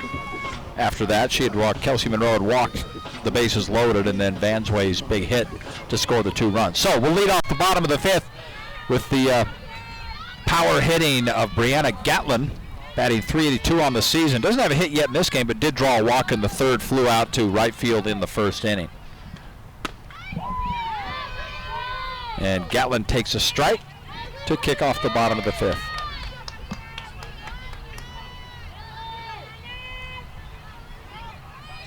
Yeah, we talked about Gatlin, that 16-game hitting streak that she had snapped a couple weeks ago. But I mean, during that streak, really red hot and trying to get back on track a little bit. Wolverines kind of ran into some tough opponents last week, played twice at number 2 Oregon. I believe they're ranked 1st in the country now. Got bumped up a spot. Wow. And they took on the preseason favorite New Mexico State Aggies down in Las Cruces. Got swept by New Mexico State, but Gatlin looking to keep that bat, keep it staying hot. She's been red hot at the plate this season. That's a tough stretch of the schedule, no question about that. And they knew that. Gatlin gets underneath that one, but hits it foul over near the soccer field. UVU added men's soccer just this season, as a matter of fact, as part of the WAC. New soccer facility. The facilities here are great. The baseball stadium is just phenomenal. Minor league team, the Orem Owls, also shares the stadium. All right here on campus, all right next to each other. Great facilities. As Gatlin takes a ball. Yeah, the men's soccer team, they had a good season. First year, it's tough to start a program. Head coach Greg Moss did a great job. He really had the men's soccer team ready to go and got some big wins. Had a solid season. Beat a couple ranked teams. Beat Denver here. Defeated UMass in the opening match. That's right. Really had a good year. Oh, Gatlin's hard hit ball off the pitcher, and the throw is not in time. And that ball bounced right off of Klemenko's leg. Oh, nothing worse for a pitcher than a comebacker, right? Yeah, you're telling me I've been hit with a few of those in my day. Back in actually my high school all-state game, they had a radar gun behind the dish. I took a line drive that read 98 miles per hour into my ribs. Into your ribs? Yeah, it got my forearm and ribs at the same time, dropped me like a fly. That's why I'd much rather play in the outfield. Yeah, you're telling me. Looks like Coach Palmer is going to put a pinch runner on for Brianna Gatlin. And that will be recorded as a hit. Of course, should be, the way she hit that thing. Yeah, she really hit that one well. It was a good play, athletic play by Simmons, the shortstop, as they nearly nearly got the out at first as she picked it up. We're going to have a pinch runner in. Looks like Morgan Smith off the bench here to run for the Wolverines. Which brings me to my next topic. 2 married players on this team. Both just married last year. In fact, Morgan Summers was her name, and Kelly Fox were roommates last year. And then this past summer, they both got married, and they both married UVU athletes. Morgan married Ethan Smith, who just competed in nationals wrestling, and he's a senior, will graduate this year. And Kelly, of course, married the guy to my right, Jeremy Gendlick. So the 2 married girls on the team, and keeping it in the family, marrying UVU guys. I guess that's a good thing. I don't know.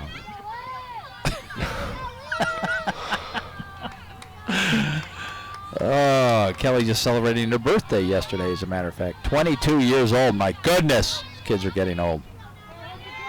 So 1 ball to the batter, Williams, with Morgan Summers Smith on to run at first base. And there's a bunt. It is laid down. Smith will get the second. Great bunt. And third is open. Smith going for third, and she got it. That is great base running by Morgan Smith. That is heads-up baseball, softball, if you will, excuse me. Perfectly laid down bunt by Taylor, and as Morgan turned second base, she noticed nobody was at third, and using her speed, she got right in there. Terrific slide as well to get underneath that, and the catcher unable to hang on to it, Ashley Carter. So Morgan Smith gets to third base with Jalen Watson stepping to the plate, and UVU already leading 3-0 with no outs in the inning. There's a big opportunity to get some insurance runs here, and there's nobody else you would want up right here. Hopefully Jalen can put some of that power to use. All we need is a fly ball, especially with Morgan's speed. Anything to the outfield should get a run in. Well, the way Morgan runs, anything in the infield might get a run in. That's true. Basically, she needs to. Jalen needs to avoid the corners. Anything up the middle or to the outfield should get us that much-needed insurance run. So we'll see if she can make it happen here. All right, Jalen Watson drew a walk in the third, flew out to center field in the first, but it was a warning track fly out, and she drills one. Oh, right into the glove. But that ball was hit so hard, Jeremy, that it just prevented Morgan from being able to score. The ball was smoked to center field. I think that thing was in her glove in under 1 second, so Morgan didn't even have time to get back to the base. So, well hit ball, but not the time or place for it. But you can't hate that too much. Well, that's 2 outs then, and Brittany Vansway, who accounted for 2 of the runs on her 2-run single back in the third inning, now steps up with Morgan Smith at third base. Brittany, of course, hit that big single in the third and grounded out in the first. Brittany takes a ball to start.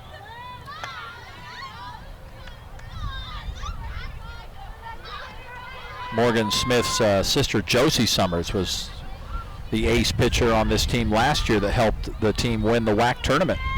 I think she was the MVP of the WAC tournament. That's right, she was. Yep. It was Josie Summers. Josie, in fact, she will be getting married this month.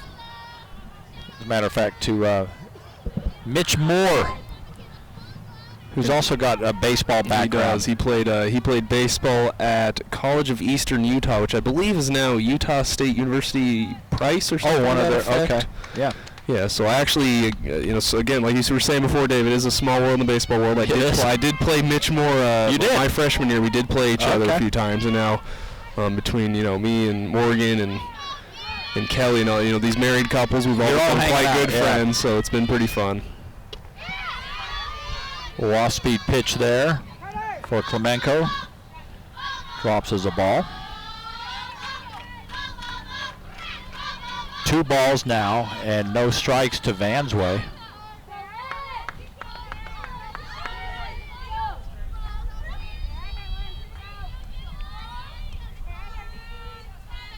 Vansway waits.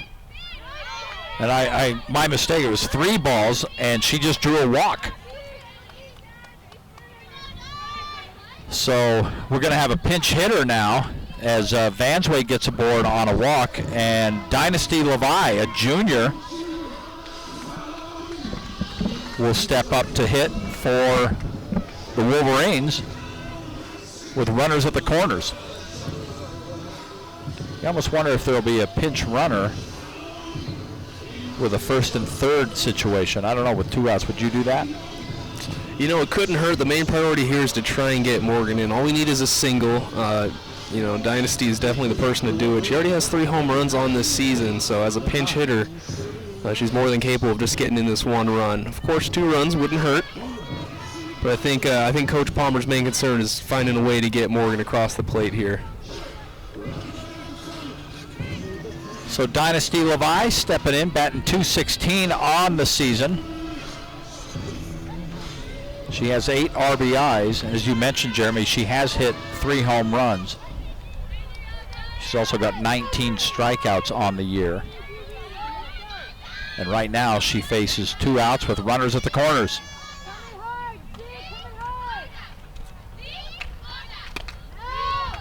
Quick throw back to Morgan, who gets back in a hurry. There's the veteran catcher. Yeah, those back picks are always a little risky, especially going to third base. But their left fielder was, I could see her sprinting in for getting ready for that backup. Yeah, it looked like Carter was pretty close to throwing that one out into left field right there. Yeah, they get risky. I've seen it happen too many times. Big cut taken by Dynasty Levi to even the count. It looks like it hit Claire McBride, the home plate umpire, and he's going to walk that one off. Ouch. Looked like it got him right in the mask to me. Yeah, I think you're right. I think Ashley Carter knew that and went out to give him a little breather by talking to her pitcher. So the count is even at 1-1. Oh, you love these strategic moments of a baseball or softball game. Runners at the corners, 2 out. Batter trying to make something happen. Dynasty Levi up to the plate.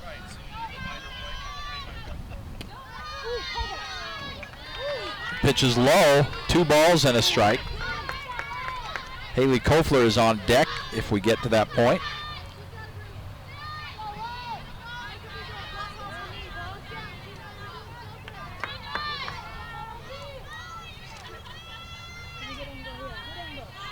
Klemenko sets and delivers, and another big cut by Dynasty. She looks like she's swinging for one of those home runs. She's not getting cheated up there, that's for sure. She's taking some good hard swings at the ball. Here with 2 strikes and 2 outs, she may want to shorten that swing up. This isn't the time to to really be aiming for the fences. A single will get a run in, so again, shorten up, and with 2 strikes, 2 outs, you just want to get the ball in play.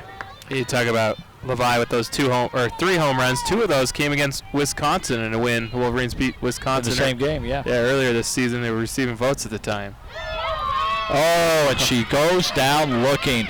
Dynasty thought she had a ball, but Lindsay Klemenko catches her looking, and the Wolverines will strand 2. So after 5 complete, we're going to head to the 6th with Utah Valley hanging on to a 3-0 lead.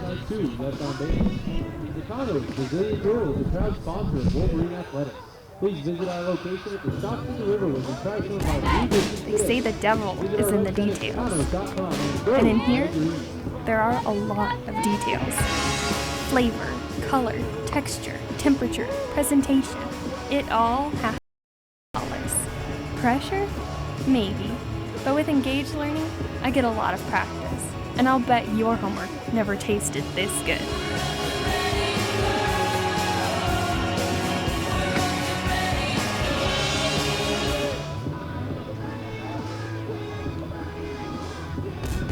I had an idea. Lots of people have ideas. But engaged learning helped me develop my idea and make it real. And now with sales over $1 million, best assignment ever.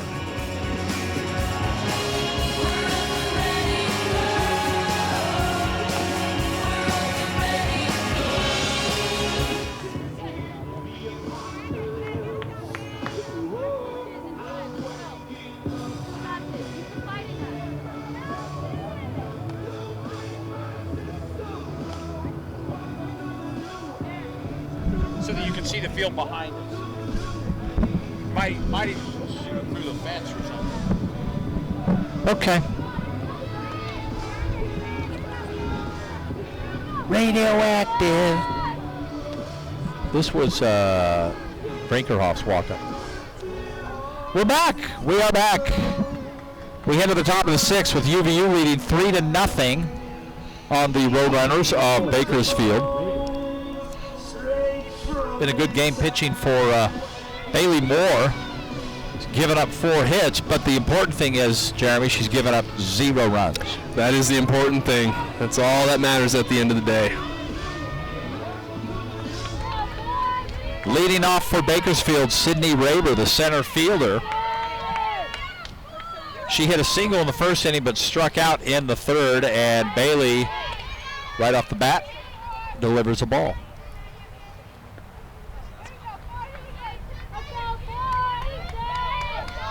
Five strikeouts in this game already for Bailey Moore.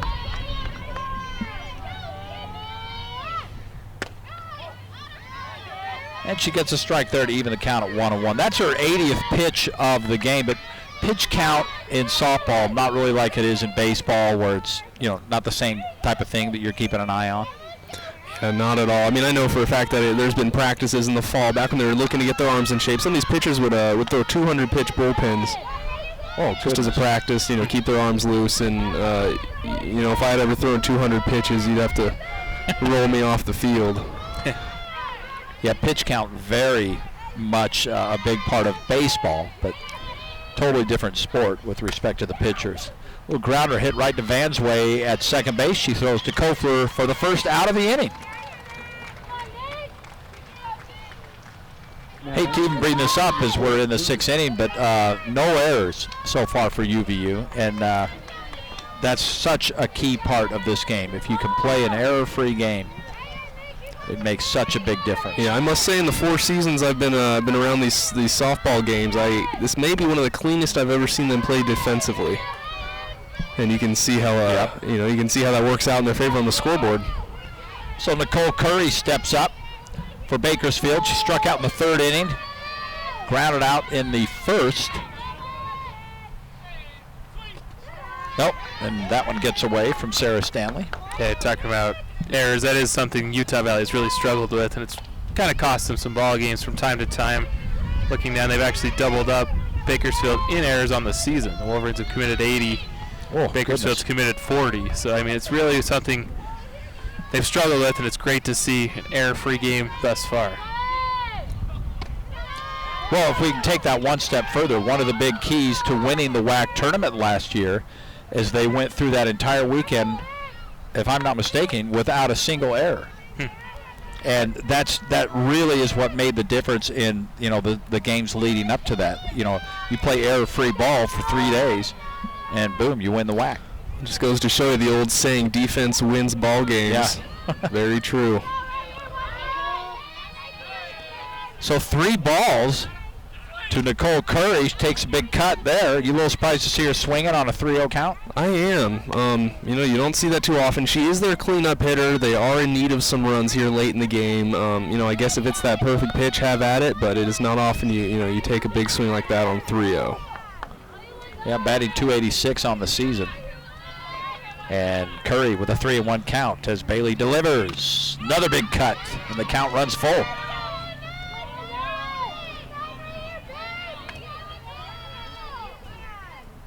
Another strong game for Bailey Moore. She's obviously doesn't have a no-hitter going, but we're in the 6th inning, and she shut him out. She's had the defensive support when she's needed it, as you mentioned. That's key. And another big cut right to Tiani Hensley in the hole, and Kofor tags the runner as the throw pulled her off the base just a little bit. Good heads-up play by Haley Kofor at first, and we've got 2 away here in the 6th inning. It's always kind of a tough play as the first baseman, knowing if you need to try to hold that foot on the bag, or if you have time to come off and try to apply the tag. And it seemed like Kofler made a good play there. Knew the speed of the runner. Yeah, there's an internal clock you have to use. Yeah. Yep. Good heads-up play by Haley. Coach Chrissy Buck-Ziegler in her 4th season at Bakersfield, discussing the pinch hitter who is coming into the game. Natalie Saucedo. who is a junior from Burlingame, California, up in the Bay Area, San Mateo area. So a pinch hitter coming on for Bakersfield as the Roadrunners try to get something going. They already have 2 outs here in the 6th inning, and Bailey Moore delivers and throws it right down the pipe for a strike. Nice little afternoon here at UVU on the WAC Digital Network.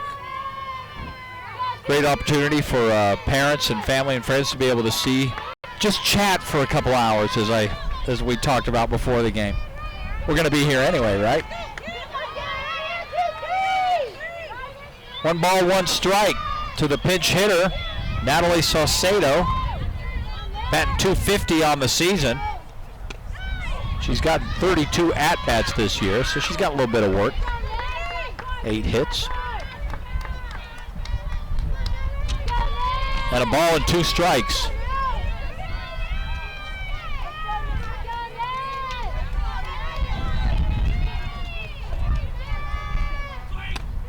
And Moore just misses high and outside a little bit there.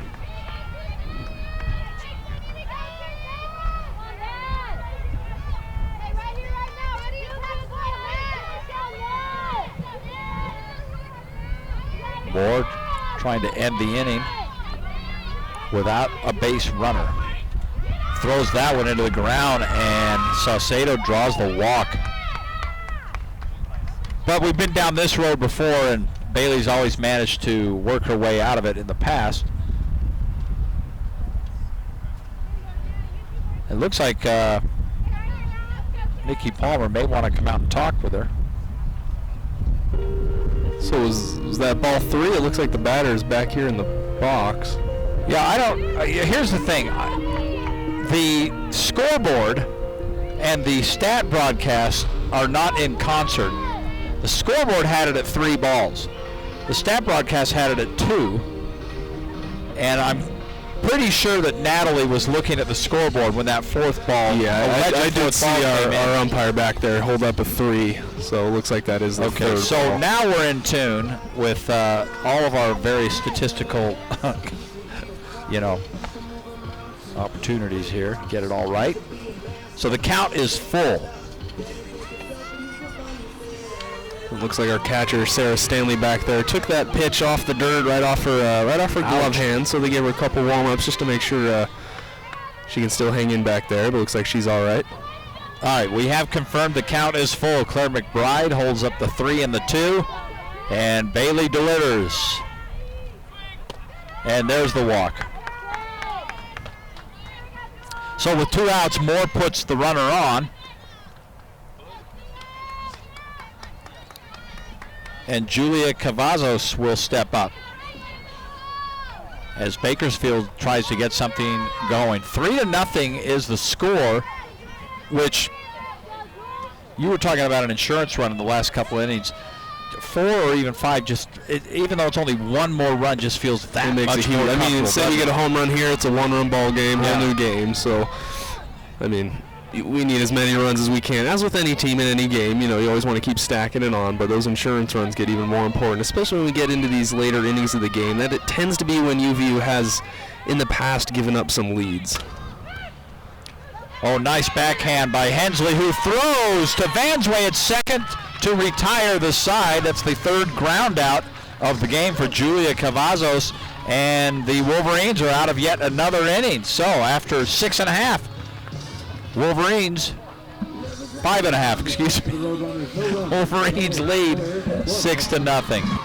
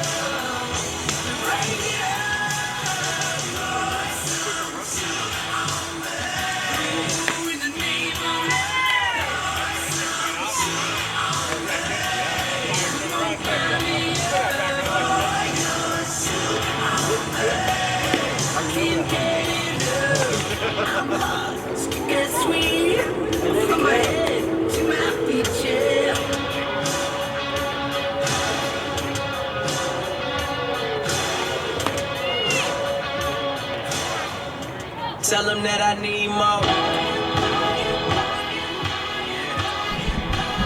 Tell them that we need more.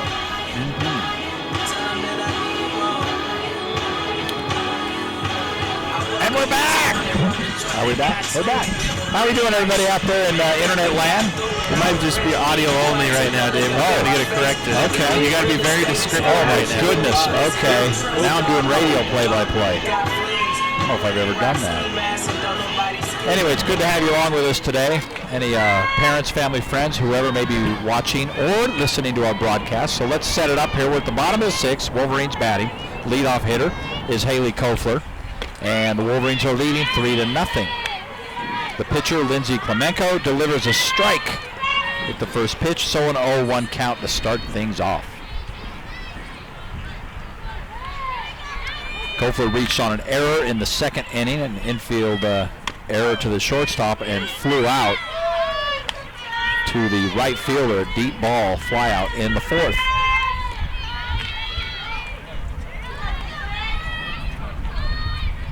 Count is even at 1-1. Haley Kofler at the plate from Temecula, California, the sophomore first baseman. And the pitch, she swings and fouls this one off.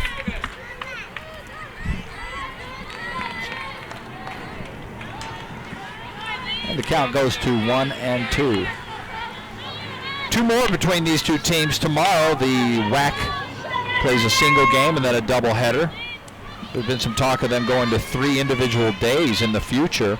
That's a little tough on travel and missing school and that type of thing. But softball, you can get away with the doubleheaders. When they were in the PCSC 2 years ago, it was 2 doubleheaders, back-to-back days, as they played 4-game series. Count is 2-2. Talking with some of the players, I know they don't miss those 2 doubleheaders. Those make for some very long days at the field. Yeah, it is nice when you have to deal with one. Oh, Kofler hit that one sharply, but it was caught by Guzman at third base.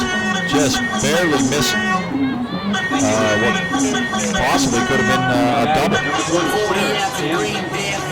So the first batter is retired by Lindsey Klemenko, and Sarah Stanley, the UVU catcher, steps up, batting in the 8th spot, hitting .229 on the season. She's got 1 home run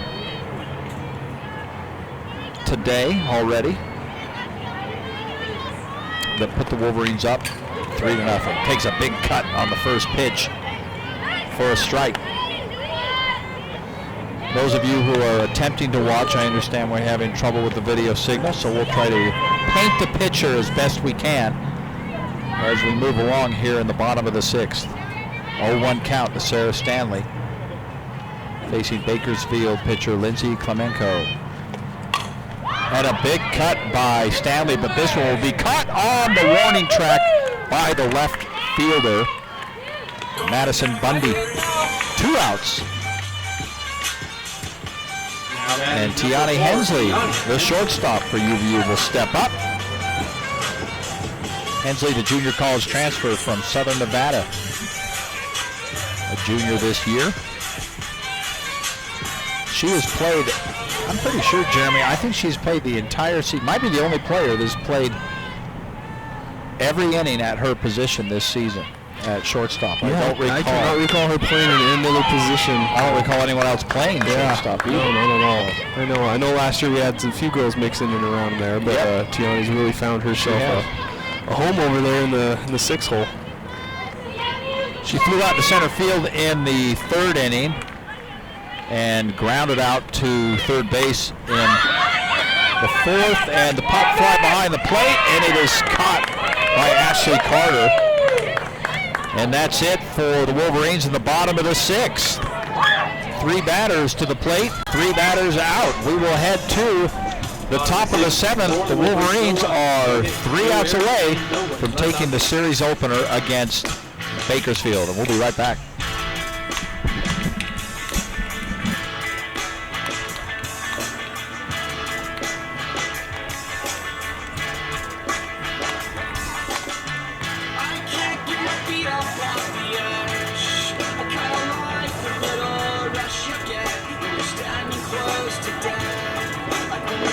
Crazy.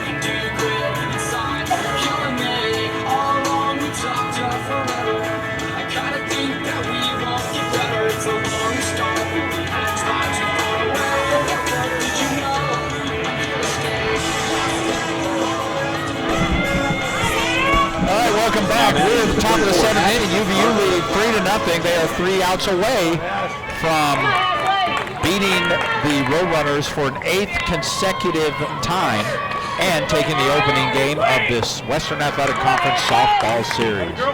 Bailey Moore has gone the distance for Utah Valley. She's pitched 6 innings, walked 2, given up 4 hits, struck out 5. And she's approaching 100 pitches. The batter is Ashley Carter, the senior catcher for Bakersfield. Takes a big cut there. Carter's struggling a little bit this year, averaging 143. Count is 1-1. Carter steps away to tie her shoe. Again, we apologize. Apparently there's no video on this current WAC broadcast. However, we do have audio, and we'll finish things out for you here. Will the Wolverines be able to put away Bakersfield and finish off this game here in this inning? Moore delivers, and the ball misses low. 2 balls and a strike to Ashley Carter. You know, after watching the Wolverines play so well today, it's starting to look like a blessing in disguise having to play New Mexico State opening weekend. Talking with some of the players, they said they had a great week of practice. Everybody's really been working. Ball's hit right back to Bailey Moore, a chopper, and she throws Ashley Carter out harmlessly at first. Great play by Bailey. And like you were saying before, she fields her position really well. I can't even count how many times I've seen her make plays off that circle. And that can't be said for all softball pitchers. No. I've seen teams where the pitcher just could not. Sometimes you see him actually throw the ball underhand to first because they can't make that adjustment. Pitcher syndrome. It's in baseball too. You can only throw it to a catcher, it seems like. So Madison Bundy steps up. Madison walked in the 2nd inning, grounded out to shortstop in the 5th inning. And with 1 out, the Wolverines are 2 outs away from taking the first game of this series against Bakersfield. Just to expand on what you were talking about, and I was talking with Nikki Palmer before this game, and I asked her, the one positive about that rough start down at New Mexico State is theoretically you have the most difficult team in the Western Athletic Conference out of your way. Now, she wasn't going to discount the quality of the other teams, of course, because there are some pretty good teams in the league. But yes, I would rather start with New Mexico State than finish with them. Well, yeah, without a doubt. And I don't think it's any secret. I mean, New Mexico State here had 23 total first-place votes in the WAC preseason poll. Grand Canyon was a close second, but as we know, they are ineligible this year to make any postseason tournaments. So I think the rest of the conference is well aware of New Mexico State's talent, so there's no hiding that. And the rest of the league, Bakersfield, Seattle, Missouri, Kansas City, and UVU, kind of all in that same boat. Oh, boy, this could be a Texas leaguer. It drops. It drops right in front of Great back, Watson. It looks like a fly ball. Well, I almost thought she had it. She had a great effort too. It looks like a little bit of a late jump, kind of hesitated with the weight on her back feet a little bit, but she made a great effort and she made a good diving play, but unfortunately it looks like it bounced into the glove. She held the glove up though to the umpire like, that's what you got to do. You got to at least pretend you got it. Way to try to sell it, and he was like, no, I'm sorry, I'm not going to have any of that. Good effort, but the ball drops in, and now we have a runner aboard with 1 out. And the batter is Adriana Cardoza facing Bailey Moore. And Nikki Palmer will take a timeout and come and talk to her pitcher and make sure everybody's on the same page. It's a good time to take a timeout by Coach Palmer because, at this rate, the last thing you want to do is give them momentum in this, at this point in the game. We only need 2 outs to get this win, but a home run or anything of that type here makes it a whole new ball game. Things start to tighten up a little bit. You get that runner on. The good news is the tying run is on deck. And that's a little ways away. Oh yeah, that's right. It's not working right now. Double play ends the game. I've seen them roll, especially at BYU. I think they had at least two great double plays rolled up very smoothly. And if they can get one of those here, that'd be big time. All right, Palmer has her instructions. The UVU defense is ready to go. And Bailey Moore facing Adriana Cardoza with 1 ball, no strikes, and a runner at first. And we spoke earlier about those frustrating moments for pitchers. That was the textbook play right there. Yep. Oh, and a grounder into the left corner. Butney will hold at second, and then the ball gets away on the throw infield, but she will still hold at second. So Cardoza singles to the left corner, and now Bakersfield has runners at first and second with 1 out, and the potential tying run stepping to the plate. Selena Gonzalez will step up. The sophomore out of Manteca, California. And Bailey Moore will need to dig deep now, as will this UVU defense, as they've got 2 runners on with 1 out. First pitch is a strike. Again, we apologize if you're not getting the video stream. Those of you that have stayed with us, we'll keep you posted here. 1 out, UVU leading 3-0 in the top of the 7th. Bakersfield with runners at first and second. Moore with the pitch. And that's a strike. So she's up 0-2 now, Jeremy, on this batter, right where you want to be. Still just 1 out, though. And now the Bakersfield coach will take time out and talk with her batter. I'm not sure what you want to talk about in this situation, being out down 0-2, aside from protect. That's all you can do.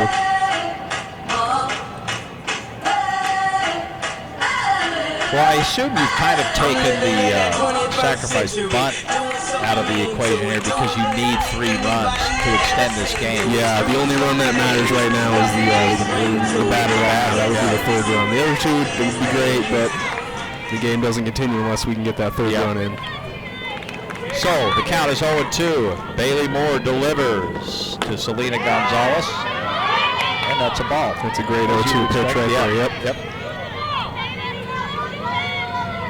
So when you say a great 0-2 pitch, obviously something that's in the zone but not hittable. Something that's close to the plate. We saw earlier her bounce a couple in. You won't see anybody swing at that typically, but something that when you get off the plate where it's unlikely they can get a good barrel on it. That's usually what you want on 0-2.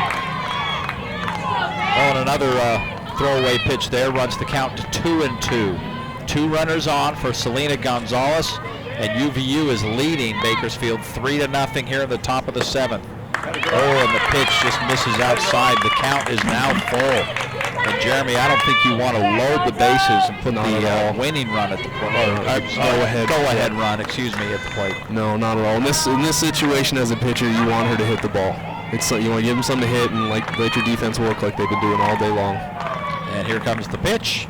And she does swing, and it's right to Kofler at first, who tags her out. So the runners advance to second and third, but now there are 2 outs and no run has scored. So the shutout is preserved at this point. And stepping to the plate now is the shortstop, Alexandria Simmons. And that's a big out there because even if she were to hit a base hit, and a couple of runs score, UVU still holds on to the lead as Moore delivers the first pitch, and it's low for a ball.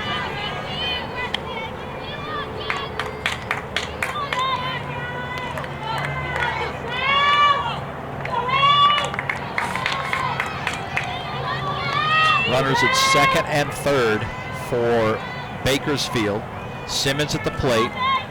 UVU leading 3-0. Big swing, and it gets through the middle. 2 runs are going to score. One run will score. The other run goes back to third, so they only get 1 in on that. The throw was cut off, but the runner was not going, so fortuitous for UVU in that situation. Yeah, and there's a good chance they've done their scouting reports and they know about Jalen Watson's arm out there in center field.